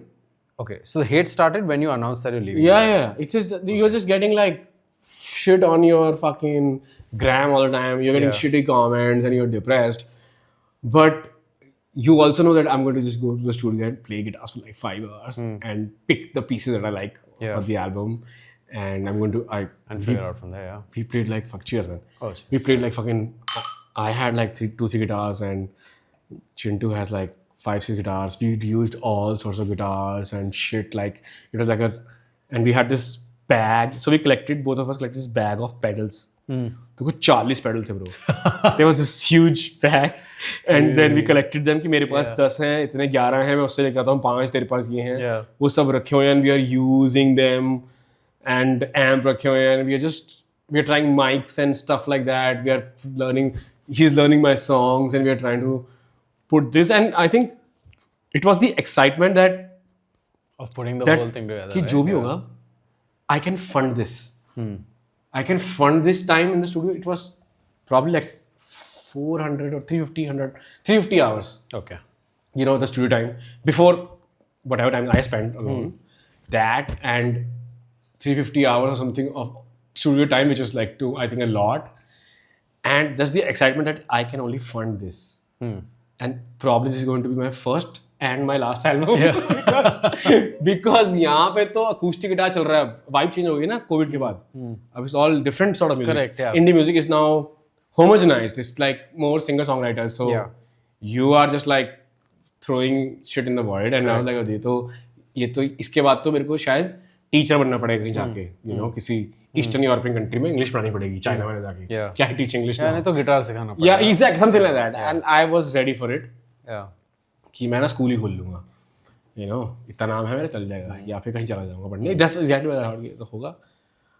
But I started releasing it one by one, and there was hate, there was, I don't know, weird shit. But then there was also a lot of love by people, and I kept doing it for them. कि okay, बस ये album निकाल देता हूँ, फिर देखेंगे. And I kid you not, when I released the album, and I found my management, and we went on a tour, we lost money. People were like, अबे ये क्या बजा रहा है ये पहली बात तो इतने कम लोग क्यों स्टेज पे you know because people have a different idea. Correct. कैसे विजुअल्स होंगे, जैसे पटाखे बजेंगे, मैं गंजी में आऊंगा और मैं whatever, you know. मतलब पूरा वो अब मैं बस पेडल्स में लगा हूँ कि fuck you know I'm doing that, right? And we lost money on the first tour, and but me and my manager, we just knew that we actually fucking like it. Yeah. And then suddenly slowly started Building building it, and people Yeah. started coming, and we did sold out shows my first tour, man, and we still lost money. That's, really? That's how the music, because some places will sell out. We can talk about it, right? So you can do that, but in some towns there are only like 40 people, right? Okay. And So in some places you will sell out, in some yeah, places and you're like, oh man, fuck, bro. Yeah. Minus में कैसे है ये पीना? Yeah. You know, like it's in minus. Yeah. Excel sheet, and now you just like you're out of अब तो मेरे पास zero है, and you spend lakhs and lakhs of rupees on videos and whatnot. Yeah. But it takes time, and it went, and then we started playing festivals, and then we played everything, and in the same time, because we are playing, so now we have good money again. So Shakhsiyat is now funding Chalte Purse. Right. And I did not stop writing. I told my manager, "Ki dude, actually na, keep writing, Shakhsiyat was supposed to be a double album. You know, but it was a 10-song album. I wanted to be a double album actually. Right. Like 18 songs. Like you release one part and second part in six months. Yeah. But thank God I didn't do it. Okay. My friends were like, bro, calm down. Calm down. Thamba. Chill the fuck out, man. Yeah. You know, you're not, just chill. Right. So I was writing songs, and then I don't know how we managed to burn so much money, because I had an idea, and I'm so grateful to my team, like my management and the people who work on music, who play with me, and people who do my visuals, Yeah. that they just believed that kya karte hain, and we did that. Yeah. And now I'm 2 albums sold, putting everything all on the thing. And it's just not that as an artist I have put everything online for the music that I believe in. Yeah. Everybody fucking put in time, dude. Yeah, for It sure. was like insane. People are like getting you shows. People are getting you fucking. People are arranging. Literally, people are. Manager is just arranging money for your shit. Yeah. कि मेरे को अब crane से ना हवा में उड़ना है वीडियो में. फर्जी कर रहा है. So the manager is arranging money for that. Yeah. You know, that lady is like fucking yeah, let's do that show. Yeah. Okay, so let's then do that show. So you're arranging that shit, and we are doing that. It's all happening in real time, and then finally the album comes out, and that is when I was like, okay, fine, I'm okay with this. And Chalte Purse is exactly the opposite of Shakhsiyat. You know, Shakhsiyat is a very raw album. Chalte Purse is very well produced. Yeah. Because I don't want to do that. I want to do some. Yeah, you want to explore something. Yeah, else. अब मैं नहीं करूँगा, right? Yeah. So, and yeah, so that is where how we reached here. It was just like, I think I really bothered so many people. I mean, it's like it's an incredible story, right? Like to go from playing with the band 14, 24 nights a month where you're doing gigs, to then going solo. You're getting hate from fans of the band, from your own fans. Yeah, People are yeah. so confused about what you're doing. Yeah. To then go and say, fuck it, I'm going to do a completely raw album, to, you know, just book studio time, go into the studio and write it, and then use the funding from that album and from that tour to then go and write a fully well-produced album, both of which, in my opinion, are sonic masterpieces. Thank you. Lyrical masterpieces from whatever limited Urdu understanding that I have. दरमियानी उंगली में. Yeah, exactly. Now I'm figuring this out. It's like read between the lines. Yeah, exactly. You know, that is the yeah, yes, go on. Yeah, no, but I was saying that it's just been an incredible journey. But there are 3 things that you brought up that I want to talk about while we're having main course, which is what we're going to break for now. Oh, nice. The 3 things I want to talk about is visuals, social media, your presence, opinion, and your experience of it with everything that we've just spoken about, and the team, business, and those things, right? Yeah. So we'll take a break now. We'll come back for mains. We'll come back to Kharbanda ke Kharbanda's food podcast. I want to say, Kharbanda ji, क्या बात कर रहे हैं आप? बताइए. You know, I told my bandmate, you know, I'm going for the podcast, and he's like, "Kiska podcast?" I was like, Pakao. He's like, "I know about it," and I was like, "Saransh Kharbanda is the guy who does it." He's like, "I already love the name, bro. It's like such a '90s villain name, no? Kharbanda Saab." Arey shit! I used to always think of myself as like Kharbanda Enterprises का मालिक. हाँ वो villain ही होता है साले. Arey shit! But it's such a it has so many vowels. Yeah, सब है उसमें. You know, it's so crazy. Yeah, if I tell you why I'm named what I'm named, no, it's a little bit. Do that. So basically, Saransh means summary, right? Yes. So when I was young, my dad would, my dad's very cheesy and also a little bit of a flirt. So he would go tell all the aunties, "Arey, ye mera beta hai Saransh. He's the summary of my love for my wife and my love for each other." Oh, ऐसे like तेरा बाप सही है. So yeah, but that's just who I am, man. Yeah, man. Summary of my parents. We all are, man. Yeah. But it's just that your dad had My dad is cheesy. had jokes about you. Yeah, I'm a joke for him, I guess. I don't know, man. But yeah, let's break. Yeah. And we'll come back. Okay, quintessential British meal now. Finally, some fish and chips with That's right, man. some lime, tartar sauce, and some mushy peas. Yep, it all looks amazing. So let's go for it. Thanks for doing this, man. Cheers, man. Thanks for taking the time and sharing your stories so generously. Hey, man. I mean, I'm very excited for this. This looks good to me as well. So let's go for it. Let's start eating now. Yeah. We'll come back to the conversation in a bit.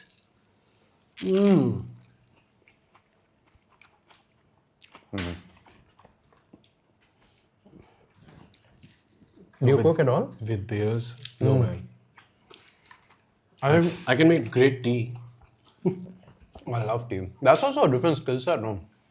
If you can make a good tea that everyone thinks is a good tea, that is a skill set. I think so too. You know, if you can make a People who can make great tea, man, they have some talent. Especially like chai, right? Like everyone has their own way of making chai. The chai, the kadak. You know. कम दूध वाली. या कि जैसी आपकी morning coffee hit करती है और आपने शाम को वो चाय पिए कड़क तो आपका भाई भेजा खुल जाना चाहिए. That is the tea, you know, and that it's सही है ना. We are like tea and coffee people. First tea people, you know. Yeah. Coffee तो बाद में आई है basically life में हमारे, right? मतलब in the south तो coffee पहले है, but I'm North Indian. yeah, You know. North Indian mostly chai only. Even for me, I got into coffee pretty late. हमें तो I think in the winters they would do that desi coffee, no, at home. So my dad would really make it. He would give me the glass with like Feto Isco, you know, like fucking do that. Dalgona. Yeah. Which we saw in COVID. But like, bro, ये तो हम बचपन से कर रहे हैं, right? अपने गाँव में. And that is how you get into it. And then as you grow up, you go to a bigger city and CCD was the thing. Blue Tokai. Blue Tokai तो बहुत बाद में आया. CCD and barista was the thing in Delhi. Yeah. CCD barista. Then Costa came in. Yeah. Yep. फिर Starbucks आया. फिर third wave, at least in Bangalore. And then you have Blue Tokai, etc. अब तो dude. You're big on coffee as well, right? You were telling me. Full on, man. Coffee, beer, food.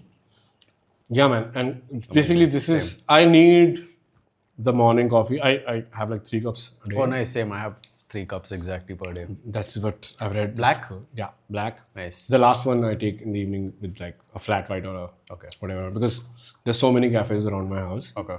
In GK. So they make good coffee and that's sort of life. But yeah, coffee is like you need it. Like I have... Yeah. Most of the music I've written is on coffee, man. Yeah. On coffee. Yeah. It is. You are just like waking up and Same. you know you have to sit down and play guitars and write songs. So you just make yourself a great cup and then another cup. What kind of coffee do you make? You make coffee at home? Oh, yeah. What kind? Like I get like there's a place in Delhi called Devans. It's a very old coffee shop. But you do like pour over. What's your brewing method? Mocha pot. Yeah. And pour over is for the tour. You buy the pour overs and you know I'm the very infamous. My manager will tell you I fucking bother my team so much. before the show. No, I thought do like a proper pour, not the pour over bags. I do the proper. Oh, Yeah.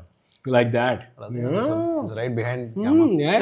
ये तो मेरा सुबह उठते आंखें नहीं खुली होती पहले. Dude, नहीं होता bro. Coffee तो चाहिए यार. Yeah. That is the, I think, after doing all the shit all in your younger years, you find that this is the scene, yeah. this is my scene now. I don't care कि 4 पीनी चाहिए, 5 पीनी चाहिए. I'll drink as much as I want. बस रात को नींद आ जाए. That is the most important thing. हाँ मतलब people say that 3 बजे के बाद नहीं पीनी चाहिए. But I say that कि 5 बजे तक भी पी सकते हो आप. Yeah. Depends on the person. Depends what time you want to go to sleep. Yeah, basically. So yeah, but coffee is the real fuel, I guess. For sure, man. And coffee culture is like so huge now in India, which is great. So is tea, you know. He's always been big. Yeah, वो तो कभी जाएगा नहीं. चाय और पकौड़े कभी जा नहीं सकता.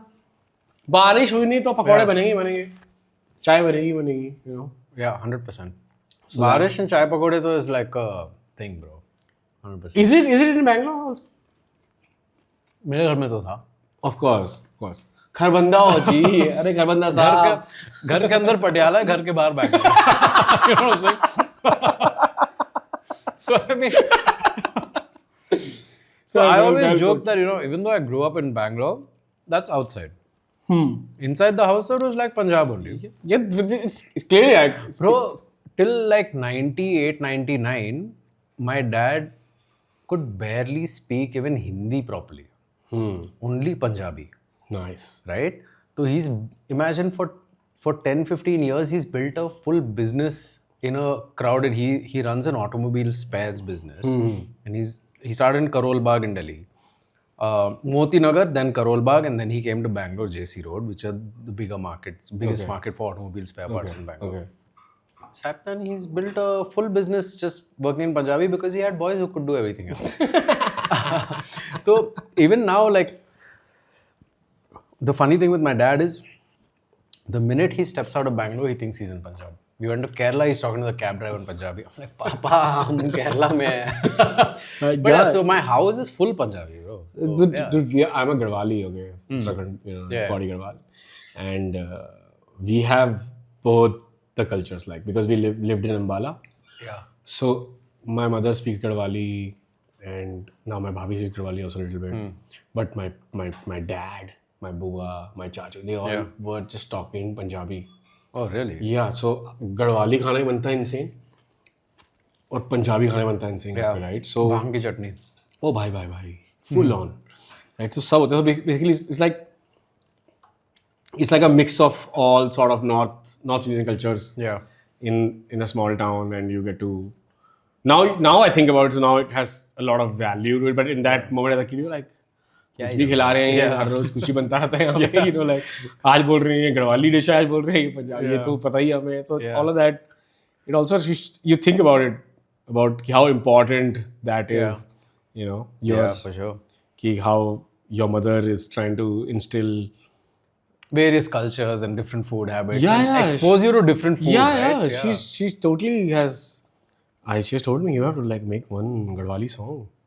Yeah, you should. And I promised her, I will do that. You know. Do you speak Garhwali? No, I understand it.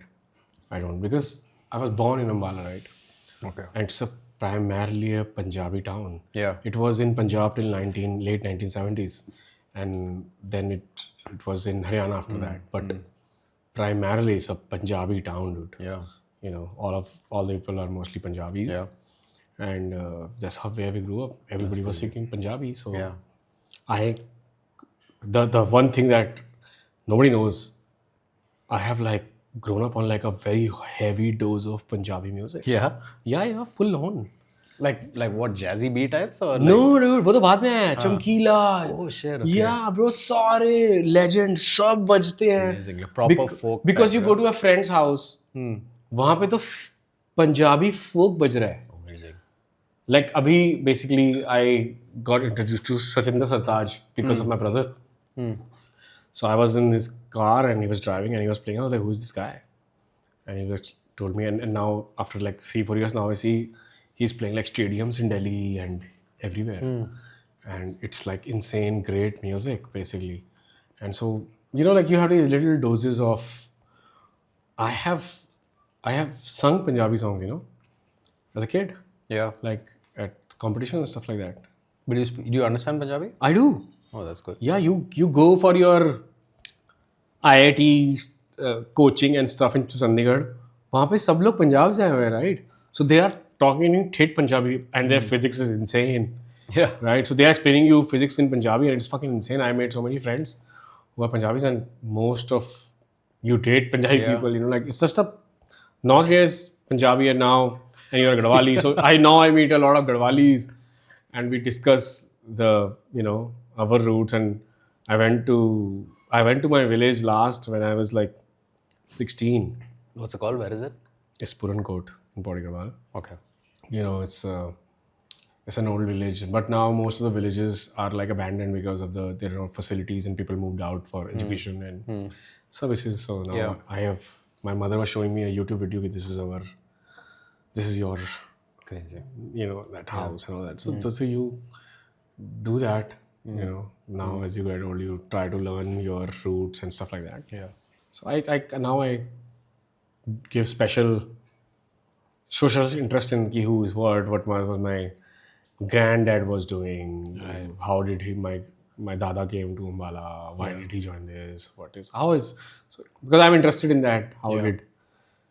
Because I don't think that you grow up as a human being in a social setting all your life. You're just not You just accept that as the truth. as a truth, but there's a lineage. There's so much backstory. There's so much backstory कि क्यों तेरे को आता है ये, तू क्यों पढ़ रहा है ये, तेरे को ये कैसे आता है, ये सब धीरे-धीरे इंस्टिल किया हुआ है लोगों ने, वो कर रहे थे, वो देख रहे थे, all of that And they also don't do it consciously. इसलिए हाँ बच्चे को सिखाना है तो सिखा दो. हाँ भाई इसको टॉम एंड जेरी दिखाओ, Yeah. इसको लॉरर हार्डी, जो they were cassettes of what is the OG producer of Tom and Jerry? Somebody Google it, please. William and Hans, something like that. Producers. That is the Hanna-Barbera. Not Hanna-Barbera. There was a producer, the two people, and it is right. So what happened was, as I told you, right? You are watching shit on your cassette player, Yeah. and your dad is like telling you कि हाँ ये भी देखना है, हमको प्यासा भी देखनी है, हमको मदरिंग नहीं देखनी है, Right. लेकिन आप लोग ना टॉम एंड जेरी के ओरिजिनल देखोगे. They were like 20 odd cassettes of just Tom and Jerry. Wow. That my dad got for Why me. don't you eat this? The fish is going to start getting a little bit soggy otherwise. Bro, while it's- honestly, it's so good. We'll come back to what you're saying, but I want you to enjoy the food as well. It's a very important part of what we do here. This is amazing. They don't talk about the food that they cook here. Mr. Kavanda cooks here. This is amazing. This fish and fries is amazing. I'm glad you like it, man. Yama and I were discussing what to make. Okay, we'll do a beer-based thing and मैं तो sold था bro. अब आप सुबह उठ रहे हो, आपका मैनेजर बोल रहा है फोन पे, ब्रो एक्चुअली में ना ये वाली बियर है. आज का मेन्यू है. अच्छा मेन्यू है. हमें एक्चुअली पॉडकास्ट करने जाके एक दिन पहले अपने गिग से, and we have discussed this and you are going to like it, and yeah, you guys are right. Fucking amazing. I'm glad you like it, man. So very, the funniest thing is I was thinking about this morning, okay? I used to really get on my mom's case sometimes when she would make food, right? Like, I mean, she cooks food for us every day. But sometimes she would like do like a menu that has, say, a South Indian starter, a Punjabi main course, and let's say a continental dessert, right? I'd be like, ये क्या कर रहे हो यार, ऐसे mix क्यों, ऐसे theme पे होना चाहिए menu ये वो. And then when it came to me deciding the menu today, I was like, shit, apple didn't fall far from the tree at all. But I gave it a theme. I said British. भाई खरबंदा के टिक्के और Yeah. Kharbanda के fish and chips. You're correct. You Tali hui fish, bro. That's It's basically what amazing. yeah. But I think it's a good idea to include food And music and conversation. Yeah. For me also, like, this was an accidental find, right? Like, how? Why did you get to the food thing? Like, we'll have. so cooking, I'd always been interested in cooking.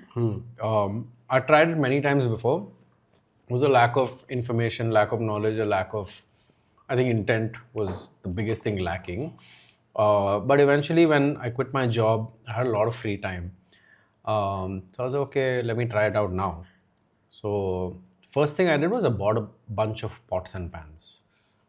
Many of which, up until 6 months ago, were still in the original box. I didn't even open it. So that was step number one. I was like, "ठीक है, छोड़ो यार, क्या ही है?" And then slowly over time, I got into it. Then I started cooking for myself, and then I started experimenting a lot. I put on a lot of weight. I was like, "Arey, this is not sustainable." So then I started calling friends over, saying that, and then I used to call them victims because they don't know what they're getting. And I didn't know what they were going to get because it was all experimental. And then I started getting good feedback. So then I started recording that feedback. I started posting that on Reels. And that's when Vijay and Nandu reached out to me both separately. They didn't know each other at that time. Yeah, so they both knew me, but they didn't know each other. And they reached out to me separately saying that, oh, what you're doing with content and food is cool and interesting and we can build it into something. Typical producers. Hello, you're wasting this time on Instagram. तो वो कीड़ा उन्होंने डाला. तो फिर उससे मैंने सोचा, actually, yeah, I know people in the music industry. Maybe it could be interesting if I actually have a conversation with them over a dinner. Yeah. So then I pitched this idea to them. In fact, the funniest thing is the first time that they came here to discuss this idea, just the previous night, I had my parents over for dinner and I had made for them pizza and panna cotta. And that's what we're having for dessert tonight. I've been told. Yeah. Can't wait. So it's the same thing that they ate for the first time. Nandu ate it for the first time and he was like, okay, yeah, you can cook. Or you approved him? Yeah. So You guys approved him? That's when they were like, okay, yeah, this can work, bro. Let's do it. Shout out to Kharbandaji's team, Nandu and Vijay. Also, Ravish is having his first day. Right? Yeah, Ravish, first day. Ravish, first day. Welcome to the team. You don't see them, but they've been here doing this. But oh fuck! So basically, you fed them, and they were like, "Yeah, you can cook, so you can fucking do this shit." Yeah. So then they were like, "Okay, let's try it out." That's when we were like, "Okay, we'll do a pilot episode and we'll see what happens." I'd never been on camera at that point. क्या बोल रहे हो? So, फटी हुई थी. मेरे को तो लगा तुझको because of your cred. हाँ, मतलब ऑफिस में I've been on stage. I've been on like corporate and event and industry events and office events. I used to host office events. तो मतलब office events में तो I used to always be the host, decide the show flow, write the script for. If I'm not emceeing, I used to write the script for the MC and stuff like that. That must be also great, man. It was amazing. I mean, you must have worked with the biggest names. In corporate, yeah, for Yeah, sure. For sure. The people who are like the mainstream singers and artists, Yeah, so I mean, like, yeah, for sure. On the music side as well, but even in corporate, because you're working at a company like Google and YouTube, right? So even the leaders that you're working with or the external partners that you're working with, they are heroes in their own right? Yeah. They're legends in what they do. So overall, yes, of course, like, you're rubbing shoulders with the big names. The other thing is that I used to actually sell ads to the government before I moved into music. So I have rubbed shoulders with politicians also. कौन सी ad बेची है तूने? Bro, एक तो मतलब सारे the entire government of India, all the ministries and political parties. All of them. तो मैंने बीजेपी का बिहार इलेक्शंस का 2016 में या 17 में जब इलेक्शंस हुए थे बिहार में, वो पूरा डिजिटल गूगल का कैंपेन मैंने उनको बना के बेचा था. Wow. अमित मालविया को मैंने कर्नाटका इलेक्शंस के टाइम येडियुरप्पा के घर जाके मैंने उसको कर्नाटका इलेक्शंस के time digital plan based. But I mean, everything else aside, right? The greatest sort of learning for me is just how clued in they are. A guy like Yediyurappa, at that time, he was a CM candidate for BJP in Karnataka. At that time, he must have been 74, 75, and digital wasn't even a big thing. Digital was still about 20% of their overall sort of reach, right? But he was in. He knew digital better than a lot of CMOs at traditional companies. So chief marketing officers at traditional companies were still looking at TV and newspaper.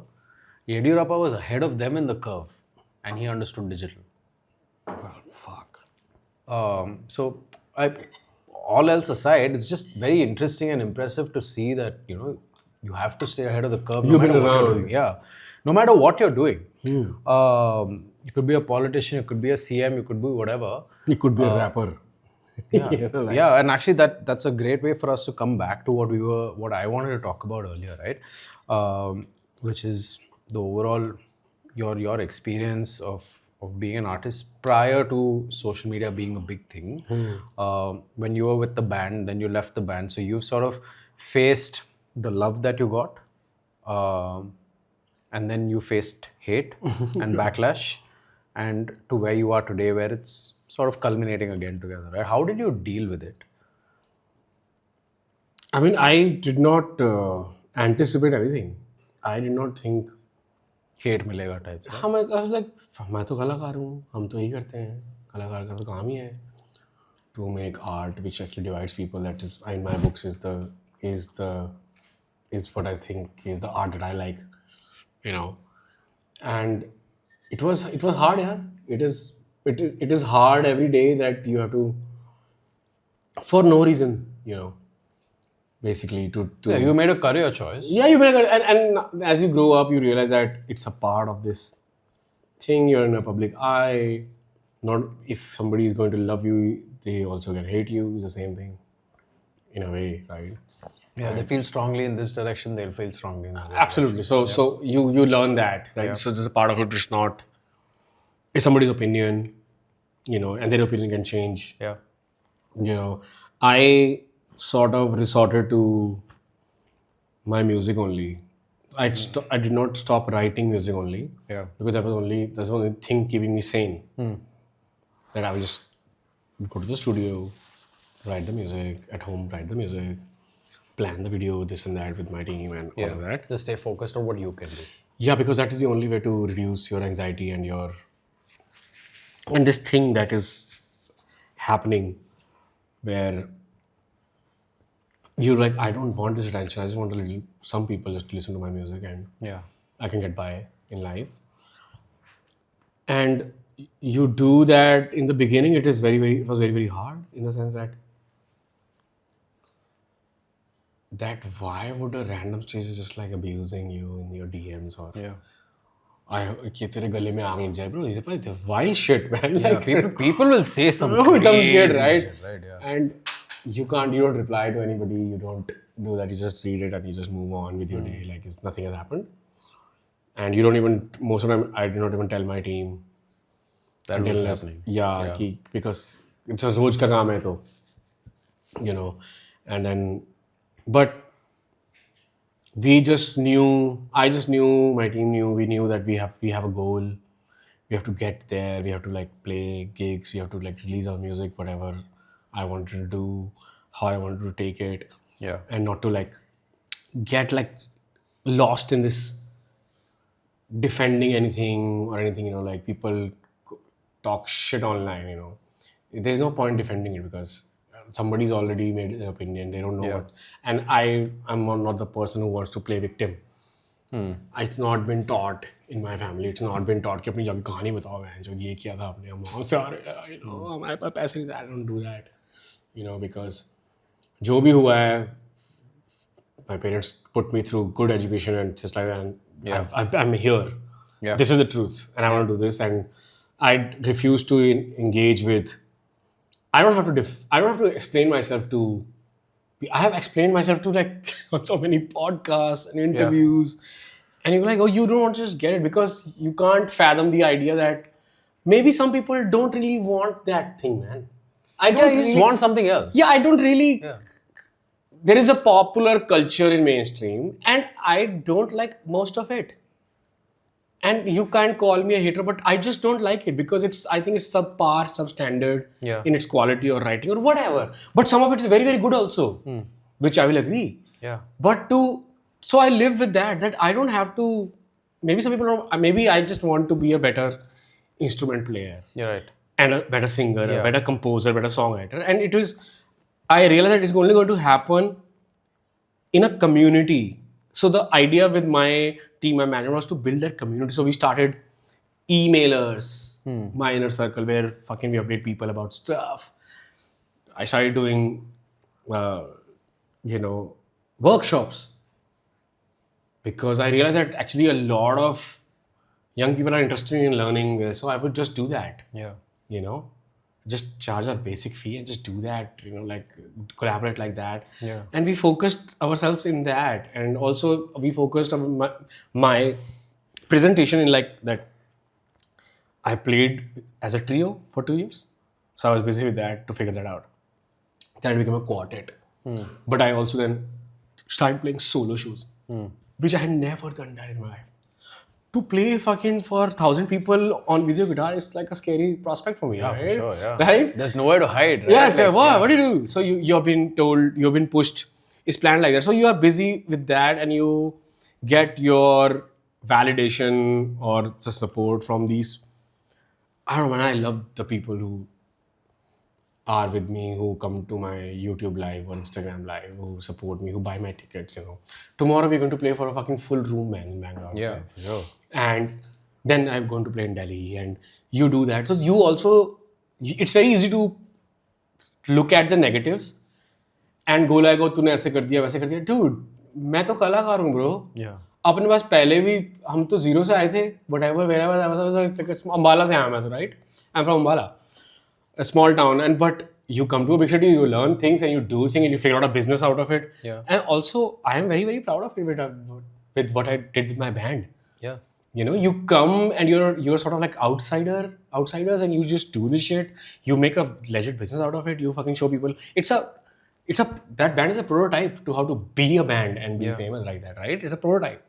So you do that and you're like, I'm done with that now. Yeah, and you did that before the big wave came. Yeah. You are talking about these playlists and all this shit. हाँ, bro, ये पहले नहीं होता है. Yeah.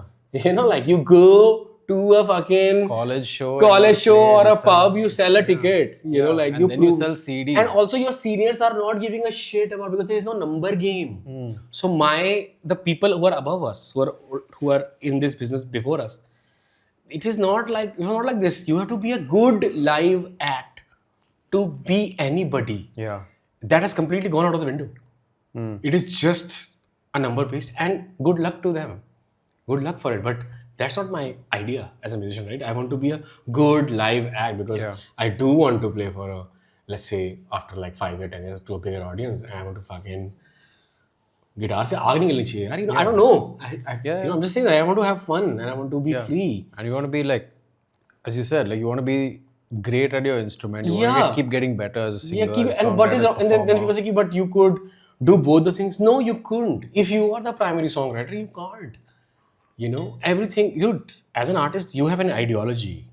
I believe that. A band is an ideology that you follow. An artist, you have an ideology. There's a certain set of rules, some moral values. You have a belief system. Because that's all you have. In this crazy attention-seeking world that we live in, where people are just farming views over my story. क्यों ये कर दिया, ऐसे हो गया, इनके हाथ से हो रहा है, ये हो रहा है. They're just farming views. They don't know shit. And people who are like spewing hate, they have never made a single buck on a thing that they have written that anybody has ever cared. Yeah. That's my point. So when you realize that you can't really take that to your heart, because they don't know. Yeah, they don't know the full story. Bro, आप पहले मैंने band से किया, good shit, कर लिया भाई. I am still living off my music that I make, which is like 3 years old, let's say, right? Yeah. As an independent act, it's my money. Correct. Yeah, all of it you see is I have put it, right? And you still make business sense out of it, that actually good people who are in the music business, managers, videographers, you know, producers, who are interested, you can afford it. Yeah. You can make some money for them. You can build something together. It is just built independent. There is no label. It is just independent. It's just, correct. You get it? Like just the artist. This is the artist and our vision. कि dude ये करें क्या? Team ने बोल दिया कि क्या घोड़ा लेके आते हैं, because we all are Don Quixote fan. You know, like Kismet video has the horse in it. In the room. Because we are Don Quixote fans. Read that novel. It's the first modern novel written, you know, by a person in the jail, man. So we just want to do that, and we don't want to explain it कि उसका मतलब क्या है. Because that's what we want to do. We just want to make art. That is the artistry, right? Yeah, I want to make art. And it looks cool, man. वो शादी वाला घोड़ा है, bro. वो जो घोड़ियाँ नहीं होती जो शादी में जाती हैं, right? तो उसका उतारा था हमने मास्क वास. That horse fucking shat in the Oh shit! Like in the video shoot, like this. I'm getting food, but man, and this guy who got the horse was like, "Arey, ab to shagun ho gaya bhaiya ji." And you can see that the intro of the video Kismat is the horse coming, and I'm just drinking coffee, and I'm surprised. That's my real thing. Oh my god, bro!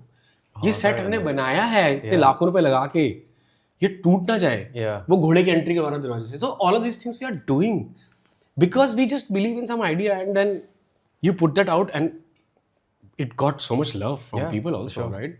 But the hate that you're talking about, how did you just, man? I believe that if you're an artist, make art, let people criticize it. By the time they're criticizing it, you make more art. You moved on to something else. Yeah, you're making more art. Yeah. And then they criticize that. You make more art, bro. Yeah. You know, that is my motto, because I know I'm experiencing probably the most exciting phase and most productive phase as an artist. Yeah.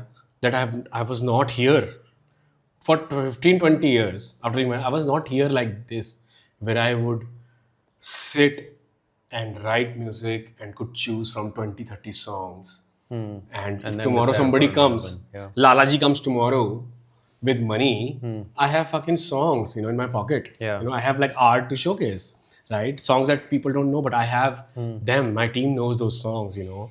And that is what we focus on. Yes, we did this. We are going to play this live. So you're living like 2-3 lives, right? Yeah. You made some music, you're playing that live. Yeah. But actually, you and your team are like involved with some other thing. Correct. That you are not sharing with anybody, right? Yeah. So you're sitting on more music. You're more music. You're making it. Your team is like getting you deals. Your team is trying to like finally take you out from being an independent to play the bigger game. Yeah. It has taken me 2 albums for people, let's say, who run most of the music business, interested in me. You know, that has happened with this art only because I see that guy's writing, right? Yeah. And you need to have that art, and which is true to yourself. And now we are at a place where we have sort of figured this out.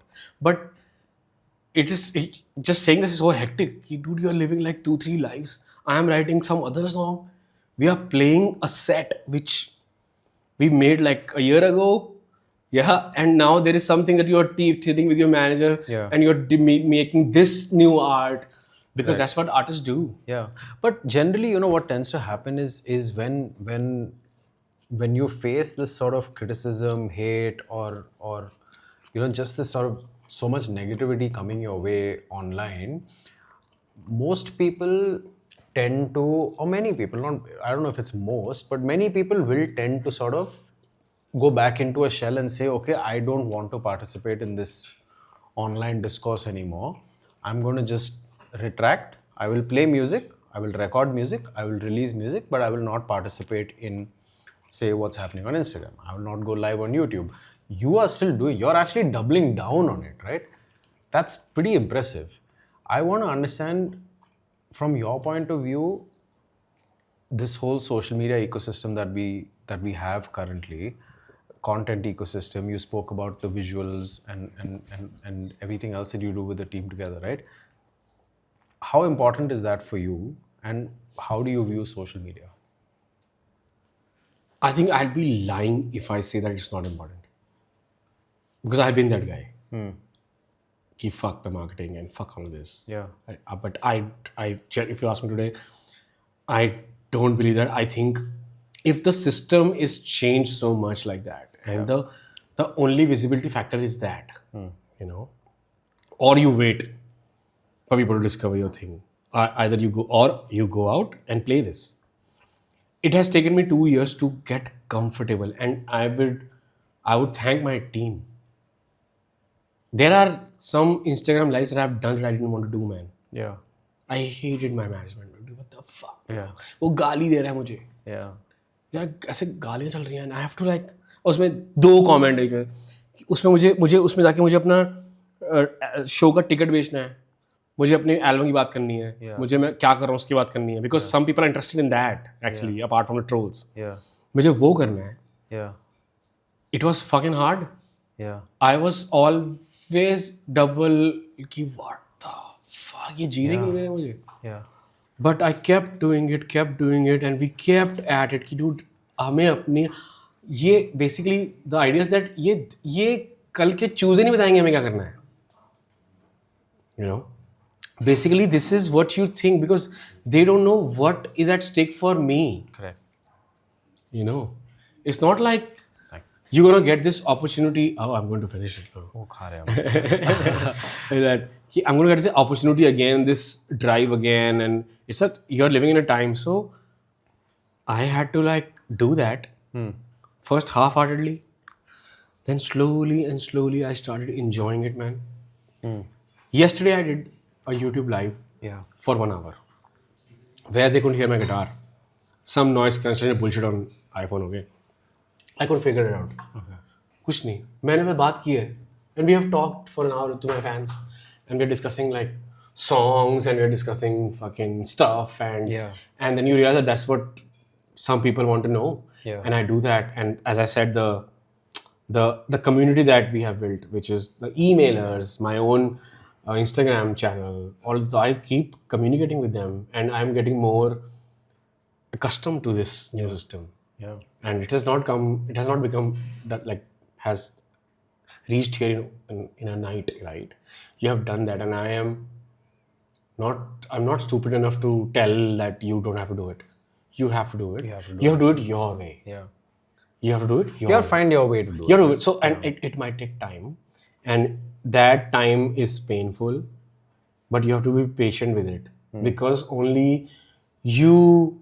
This is your idea, man. You chose this life, and this is what it takes. Yeah. कोई किसी और आजकल तो job, कि गाना फट गया ये ब्रो वो जब फटते हैं तो फटते हैं. मेरे गाने भी 10 साल बाद फटते हैं. You know, like so I have seen all of that. What that brings and what that means, and people who actually talk so much shit about ये ऐसे करना चाहिए वैसे करना चाहिए. I don't see your fucking music online. Yeah. You know, like where the fuck is your music? Correct. You know, like where is the music? Yeah. So I look at my fellow musician and everybody. कि dude ठीक है भाई. किसी को पसंद आया ना आए भाई आपका संगीत किधर है? You know. It's important to put it out. Yeah, मतलब ऐसे तो साइड लाइन में बैठ के तो कोई भी कमेंट करता रहे ये भी शिट है वो भी शिट है करते रहो. बट हम तो टिकट बेच ही रहे हैं. Yeah. हम तो जा ही रहे हम तो बजा ही रहे हैं shows. I've been on tour since 2022. Yeah. The day I released Shakhsiyat उसके बाद से मैं बजा ही रहा हूँ shows. So that means there is an audience. There is an audience. They're coming. This is getting bigger. Yeah. You know, and once your songs start flowing above 1 million or 500,000 organically, that is when you know it is now going to turn up. It's going to change now, all of that. And you just have a belief system that you follow, man. And this negativity, किसको negativity नहीं है bro. Social media is just negativity. हाँ, social media पे तो सबको मिलती है. वो बंदा पॉट पे बैठ के कुछ भी फोन पे कर रहा है, यू नो, लाइक उसके पास जॉब नहीं है, नहाया नहीं है वो सुबह से, you know, basically, you know, most of them are like fucking insults. Who cares about it? क्या चिल्लाता रहे तू? So like people will tell you, oh, we're not going to support this. Yeah, don't. Yeah, exactly. It's fine. It's like nobody's coming to anybody's house to do this. But I think like, you know, like going from what I'm really taking away or what I'm understanding from what you're saying is whatever else is happening, you have to lean into what you can and what you as an artist or a creator are supposed to get done. You know, you've created music, you put it out there, now you're supposed to promote it. You're supposed to tour is a way of marketing music. Absolutely. Creating content is a way of marketing music. Absolutely. Going live on YouTube is a way of marketing music, right? And marketing is important. You have to market stuff. Yeah, it is. And I mean, no matter what people are saying and what you're experiencing and going through, it is a massive challenge that you have to accept and get into. और अब आप you are middle aged, right? But dude, I have this battery in me. I'm not going to give up. What if I can do it? I have fucking so many crazy, things to do, man. I have, like, I met a musician and he was like, how did you know that this is going to work? I was like, I did not know that.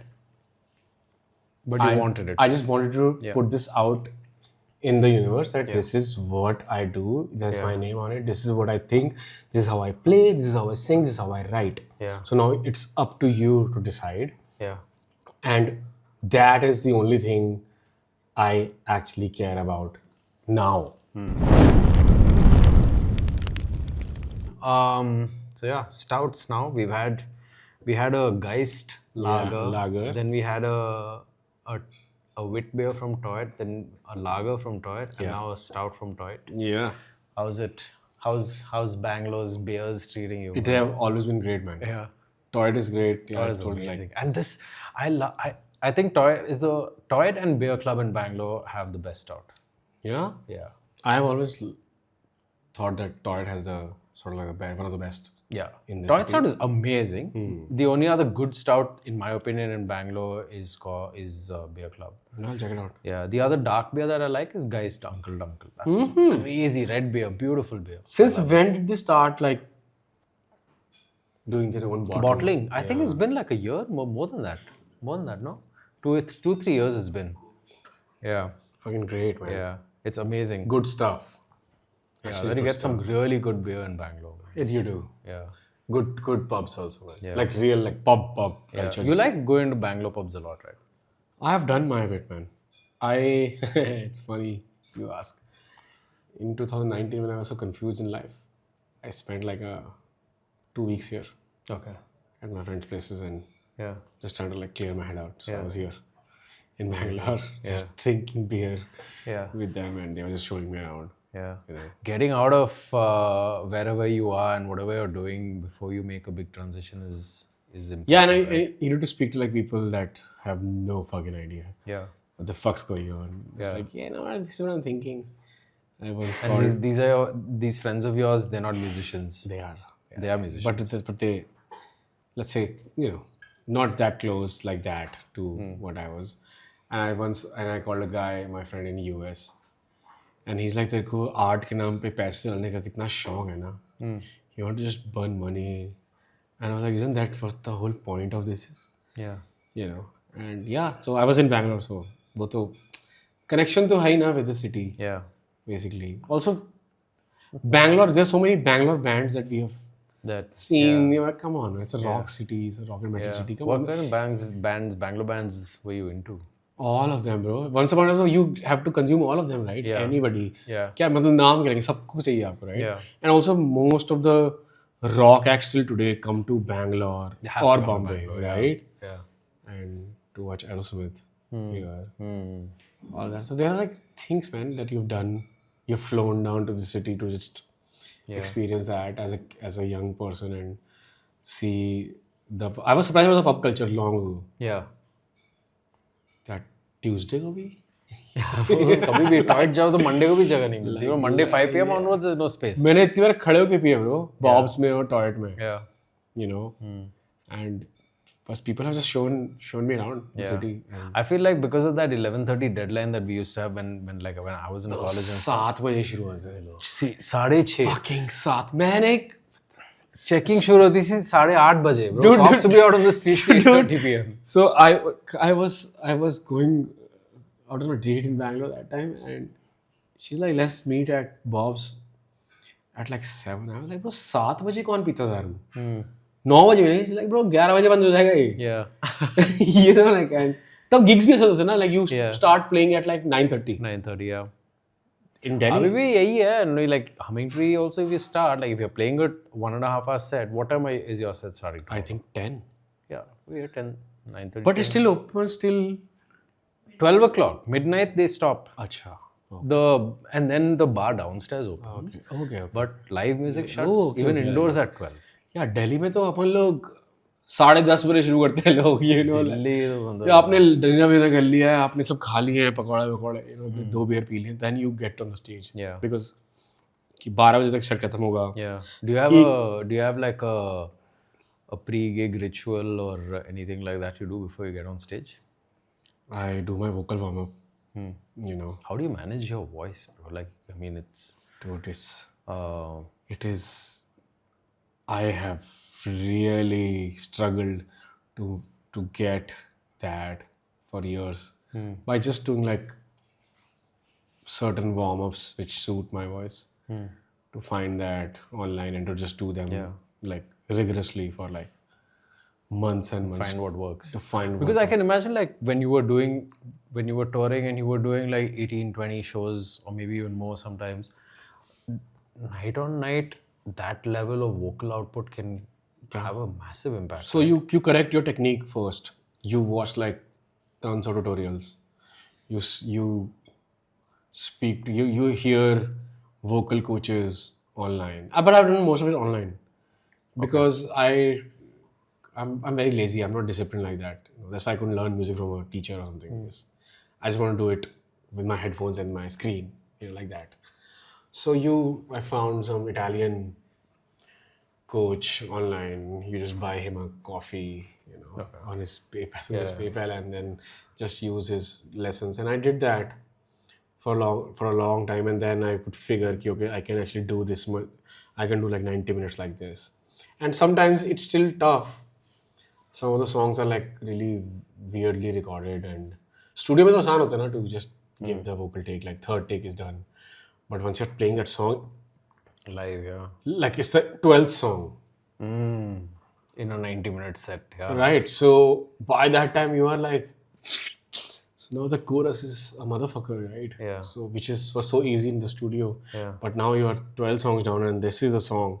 Yeah. And you're like on the third week of the tour. yeah. And even if you're not, it's just you have to build the stamina. So I have to take care of my health. I have to take care of my endurance, let's say. Yeah. And as I said again, I'm a lazy guy.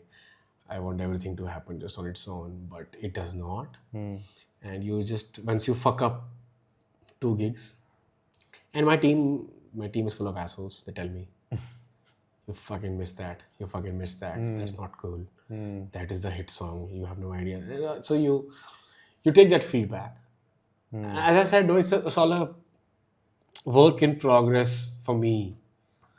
I know I am a rock singer, Yeah.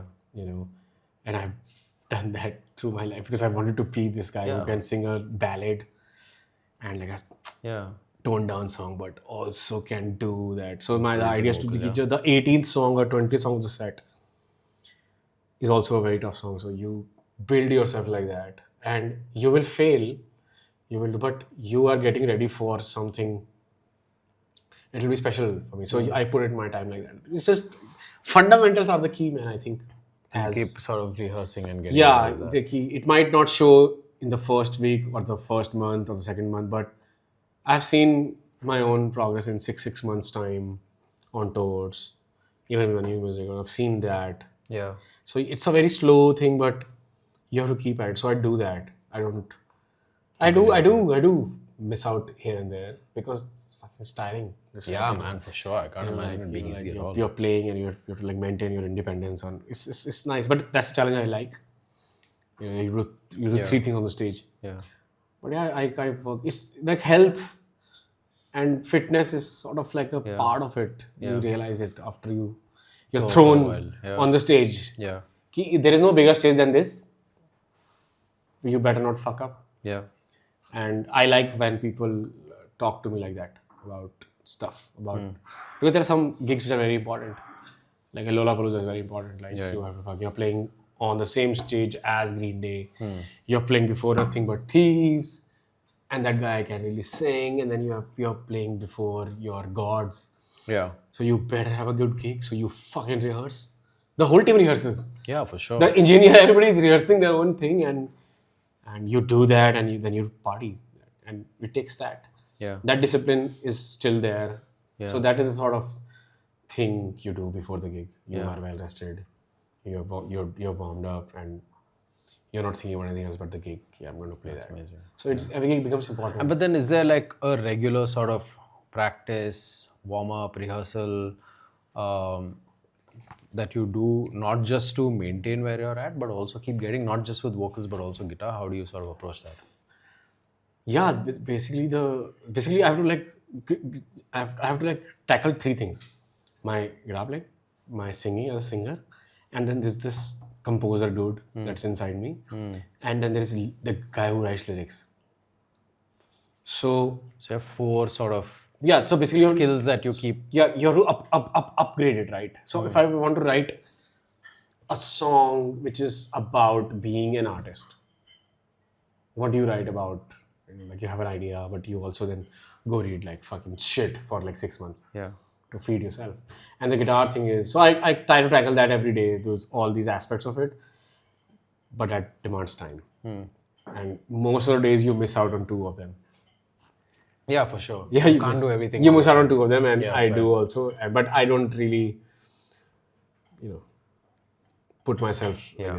Oh, thank you. That's a Panna Cotta for the dessert with a blueberry sauce. Damn. Let's get one for Yama as well, please. Okay, cool. God damn, that's so nice. Thank So- you. Yeah, this is one of my favorite desserts. Dude, this podcast is That's why we love to hear. Man. This is That's why we stuck to a stout just before we got into dessert. But you shared what you were doing in terms of your rehearsals and practice and It's skill every day. development. It's everyday job. You get up, you get to the job. Yeah, same. I mean, like for me, this is the first time in my life that I have a creative outlet as well, and one that I actually want to get better at on a regular basis. So this podcast actually gives me not just an opportunity to showcase what I already know, but it lights that fire that, oh shit, like people are watching, and I have celebrity guests who are coming here and having these conversations with me. I can't fuck up, right? So Dude, I try hard. you have that like glint in your eye. Yeah. When people finally get to a point and they love something and they find it Yeah. with their own friends, Yeah. which Yeah. you're amazing. 100%. You're an amazing team, Yeah. and it just makes you excited. Dude, it really Fuck, is. मेरे को करना है. Yeah. And I love that. That I understand it. Yeah.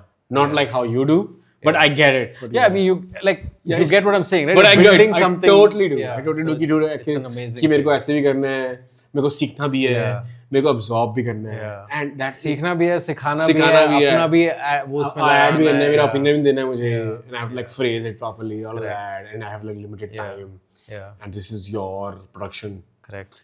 That is also a very huge thing Yeah. to fucking produce stuff. People just Yeah. don't count it, but I produce my stuff, so I know. so It's a different. वो अलग brain है एक. Correct. To plan it, कैसे होगा ये, right? Yeah. With your close fucking people, stakeholders in this. Yeah. And I Who are on, bro. Who are on. Like, that's the advantage is like with these guys as well. Like, they are as much, maybe more invested in this than I am. So it's amazing. Bro, इस तो 7वें episode में ही हो गया ना, देखो.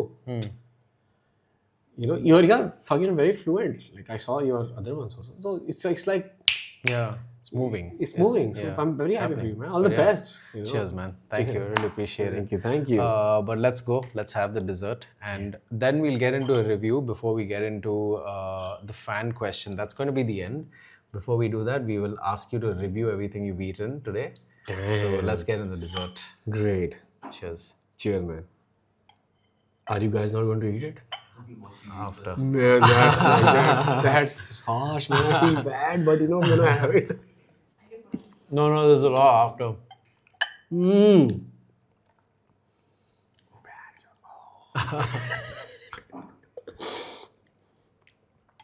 Oh, this tastes so good. Karbanda. I can't call you Saranj, man. मतलब like मैंने बहुत 90s की मूवी देखी है. करबंदा साहब.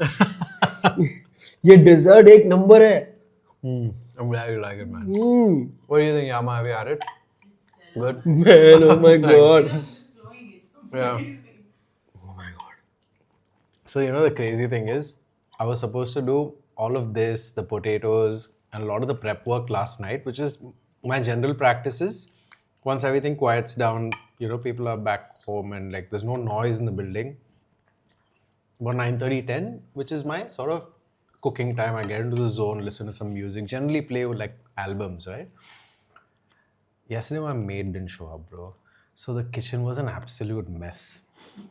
I stood there and I looked at it for half an hour and I was like, I can't operate in this kitchen. And also I hate doing dishes. So I'm like, I can't do dishes. I can't do this. So I thought, and I was like, okay, ठीक है. कल के जो operational काम है, जो like all the other stuff that I have to do on the laptop, I'll sit and I'll do that now, and then I'll do this in the morning. So I cooked all of this in the morning today. Fucking amazing, man. Thank you for fucking doing this, man. Cheers, man. What the fuck? I love doing it, bro. Like, Bro, it's fucking, yeah, it shows. yeah, I'm glad. You cannot, you have to have fun 100%. on the way, man. 100%. You can't be like कि मेरे को कुछ goal के लिए I have a goal. No man, you gotta enjoy your shit, Yeah, man. you gotta enjoy the process. You gotta enjoy the thing. You know, like it's like cliche. कि oh, you have to fall in love with the process. Yes, you have to. You have to, bro. There is no other way. You'll not get. There is only the process, bro. The result generally lasts for a few seconds. Look at this, like this food is over in 30-40 seconds. Everything that you cook. But this is really good, bro. Yes, man. I'm Bro, bloody what like the it. fuck? This is just hitting the spot, man. My God. Yeah, I love Panna Cotta. कल बजेगा अब सही set. Bangalore crowd, if you like Raman's gig tomorrow, it's because of me. Not because of You all of you fuckers are coming tomorrow. Please don't. Please don't miss it. 100%, bro. अरे fun करेंगे उधर. हम लोग post बहुत parties करते हैं, bro. Let's do it. Like गंद मचा देते हैं, like you know, like. मचाएंगे. Especially when the next gig is like A week away. yeah, what? When is the next show after Bangalore? It's in Piano Man, Delhi. Oh, okay. What There's a time? new piano man in Delhi now? El Deco Center, yeah. कहाँ है Eldeco Center? Malviya Nagar. तो सफदरजंग वाला भी है, गुड़गांव वाला भी है, and this is the third one. Fourth भी खुलने वाला है, bro, शायद. Oh wow. But not in Delhi. Fourth is opening in Bangalore. Absolute. Oh yes. Bro, you know where it's opening? It's opening where the Sixth Sense happened, right? There's this festival that called Sixth Sense that happened in Bangalore. It's in this old glass factory which has been abandoned for 50 years. It was an insane art installation. The same guys who do Echoes of Earth. Mad festival, bro. We went for it. It was insane, and that location is mad. Like a glass factory. It was huge and abandoned. And there are monkeys. So Arjun was telling us in Delhi, you know, he's opening it. Yeah. I was like, really? He's like, yeah. This was like 4 months ago. Amazing. I mean, it's very far for us. I think it's very far for everyone. It's at the that's the last stop on the metro line also, right? So yeah, I mean, Bangalore metro is not really very long, But now after Humming Tree, there's going to be Piano Man here, so yeah. Man. Oh, I'm gonna have a lot of So traffic. people coming. Traffic into my dining table. Traffic at Pakao. Yeah, exactly. Good for me. There are a lot of like Western underground jazz acts, man. Yeah. Yeah. Yeah, and I mean, like, Piano Man caters to a large audience of artists also. So, It was not like that before, you know, like that has, because El Deco is so huge, okay. you know, so now it has given them the space to like actually get. Thank you. Thank you. Who did all sorts of. Another one? No. But it was pure. Man, I'll tell you this. I did make a mistake though with it. I didn't cover it. So that little bit of dryness at the top of it that you felt. No, I felt amazing. I felt you know how only you as the artist know when you make a mistake on stage. Okay, fair, It's like that. Like, I know that I've made it, but man, like I can fucking the tikka, fish and fries, man, all of it was so good, and I'm not just saying, I actually thoroughly enjoyed it. That's great. And I'm so glad this was my first food podcast, you know. Amazing. You know, with the Panju. Yeah, I exactly. love it. Amazing. हमने सब खाया आज. Wow. You know, like हमने टिक्के खाए हैं. हमने British food खाया bro. Yeah, it's fully British, bro. Fully Some British. So यार. fucking Beer भी sexy. पी ली. थोड़ी गालियाँ भी दे दी. बहुत ज्यादा. सब कुछ. Off camera तो पता ही नहीं आपको. You know, like Yeah, exactly. किसकी balcony में क्या हुआ है. You know, like और तू it's like connections, you know, old connections. Yeah. It's just crazy. No, but it's been great, man. I mean, the conversation, learning from you, your approach, your experience. Hey, man. You had a lot of different experiences, but more importantly, you've given us a lot of great music. Hey man, thank you. It's just I have a lot of more music to come out. Yeah, man. for sure, Yeah, man. We can't wait to hear it. We can't wait to check it out, and I'm sure we're only going to see a lot more gigs, bigger gigs, more fun, more intimate, more fun, and everything else is going to be awesome. I think it's a good segue now for us to just get into breaking down what you enjoyed. We like to do a scale of 10. No holds barred. You can be as honest. It only helps me get better. See, our dessert is a 10. Okay, awesome. Yeah, let's do it. Yeah, okay, so let's start. We started with tikka. I think because, you know, we have like tikkas of all kinds in Delhi. Yeah. So I would rate Kharbanda's tikka, which was really good, 7.5. Okay, awesome. Which is like huge. It's huge because, because tikka is like people in Delhi know. Yeah, okay, cool. And I cooked it at home, bro, in an air fryer. I'm telling you, it is, I give it 7.5 because I know my other rating for the other two, Yeah. They're higher than your tikka, Awesome. Just saying. And we had the fish and chips with the mushy peas and the tartar sauce. I think so. The mushy peas were A grade. The tartar is A grade, and the fish was really fresh, juicy. Even हम तो बाहर बकचोदी कर रहे थे, but still it was great. So I would rate it like 9. Awesome. And then I've rated it dessert as 10, bro. 10 already. I'm going to eat out of this. Yeah, it's not just me, by the way. It's my friend Abhijit as well. Shout out Abhijit. This is actually the first time Abhijit is working with us, but now hopefully he'll stick with us. And then there's Biswajit who's also helping us. Sujit ji, of course. Sujit has like done all the heavy lifting. Shout out to Sujit. Yeah, Biswajit. Yeah, Biswajit, sorry. Shout out to Biswajit. Yeah, so it's these guys who keep the food flowing and keep us well fed. It's fucking amazing, man. I'm not. This killer. Everything was great. I fucking loved it. And I honestly, it was. You expect food from people that you don't know.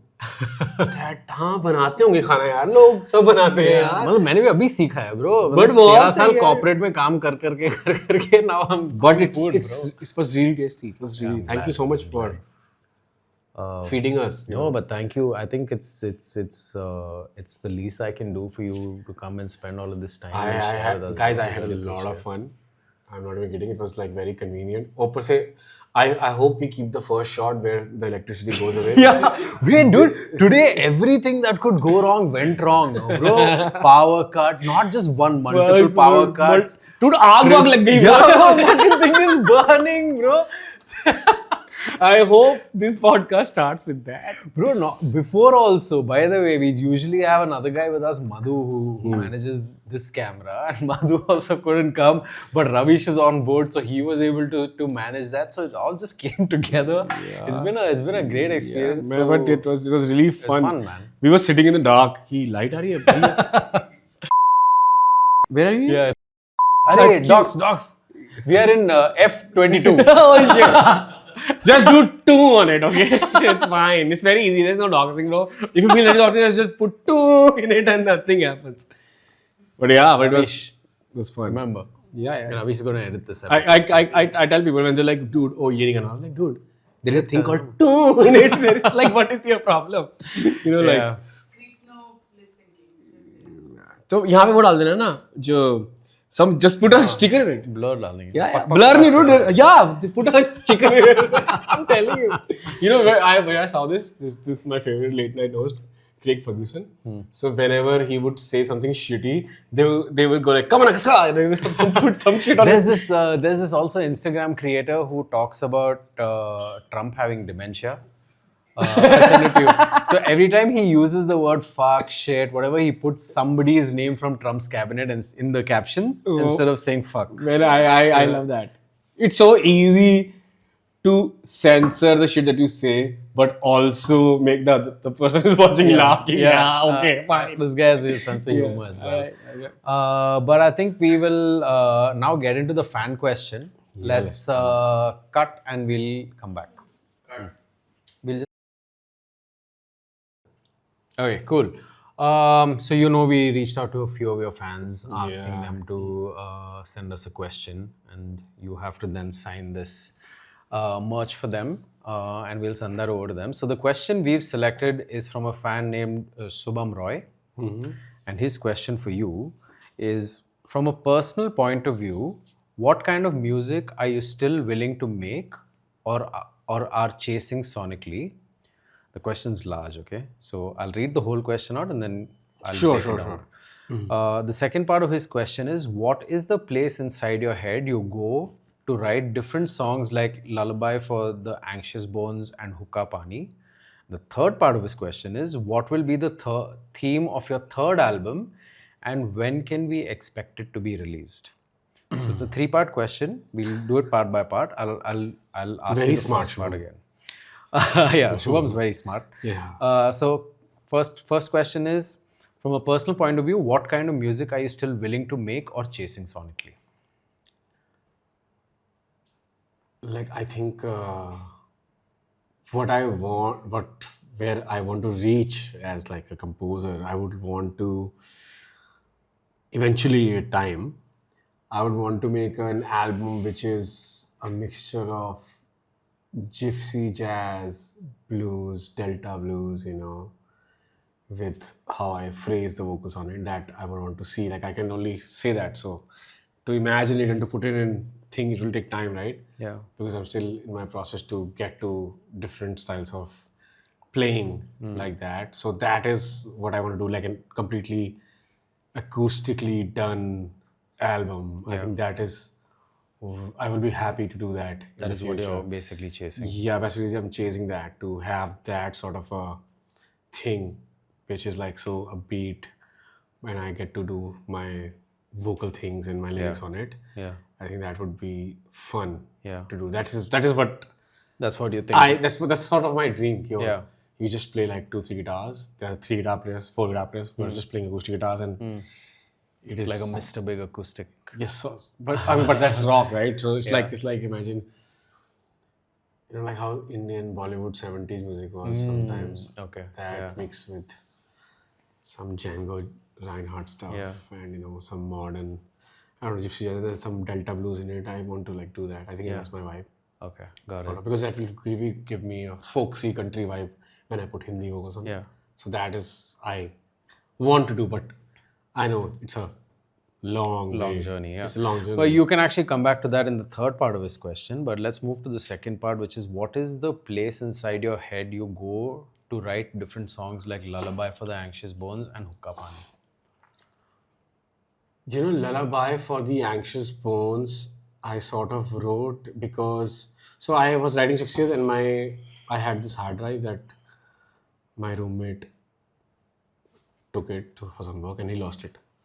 So there was some music on it which was supposed to be on the album, and he just lost it, and I didn't have a backup because it was just like scratches of it. And then I was on Lullaby was the 7th song I finalized on Shakhsiyat.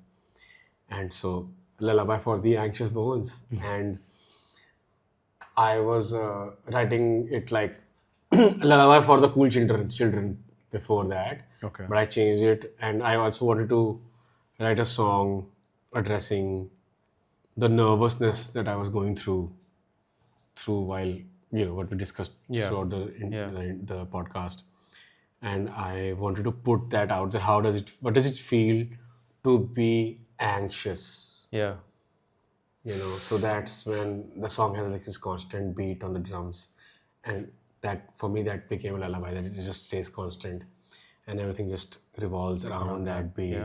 And I don't sing high, I don't sing, it just stays there. It's a lullaby, but it depicts what anxiety feels like in words. Right. So that is what So I this thought is of. in like basically inspired by real life. Yeah, I realized like Not something that you had to sort of chase in your mind. Yeah. And Hukka Pani is my favorite song, one of my favorite songs, Chalte Purze. It's Hukka Pani.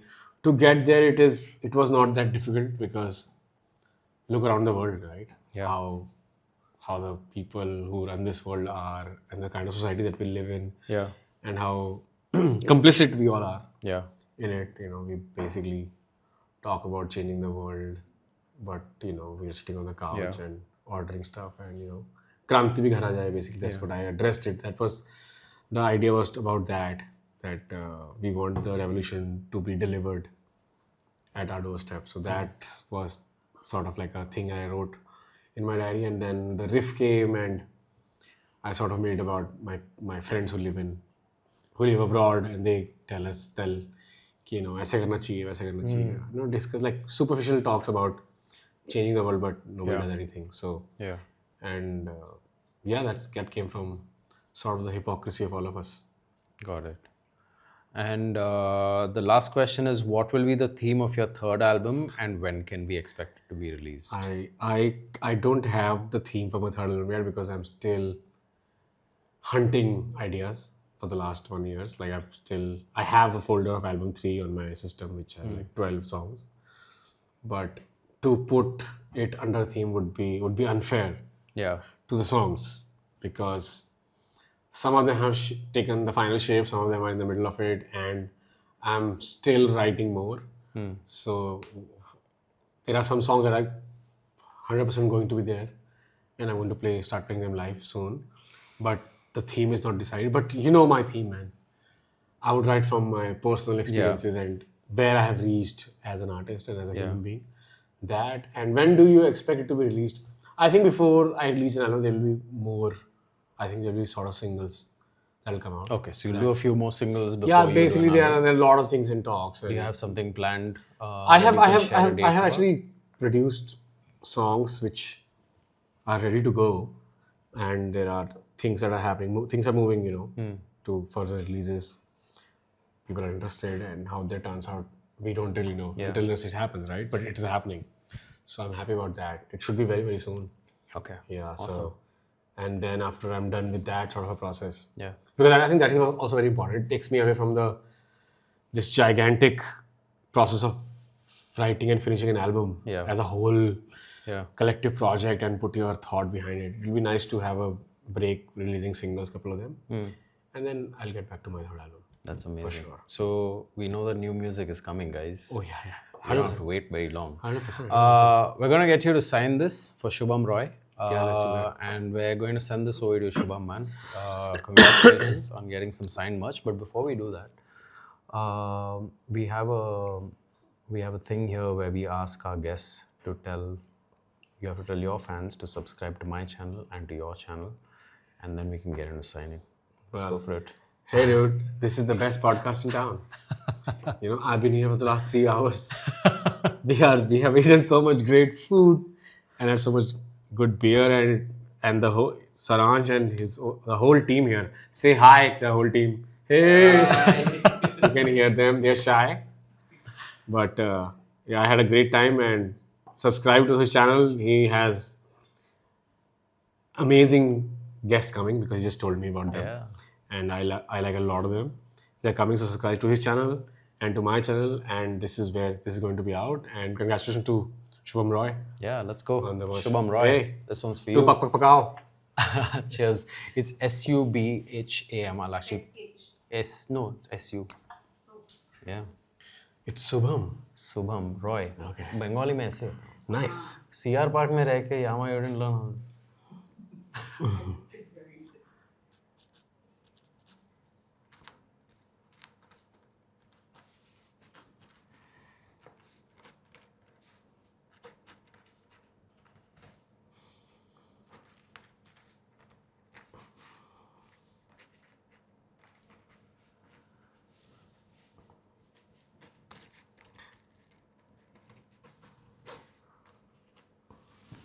Cheers, man. Congrats, Shubham. And with that, it's a wrap. See you in the next episode of Pakao. Bye, bye, bye. Cheers. Cheers, guys. Cheers, Raman. Thanks so much, man, for doing this. Yeah, man. Thank you, guys. Everybody, thank you so much. Finally, we all can take a drink. Yeah, let's go get drinks and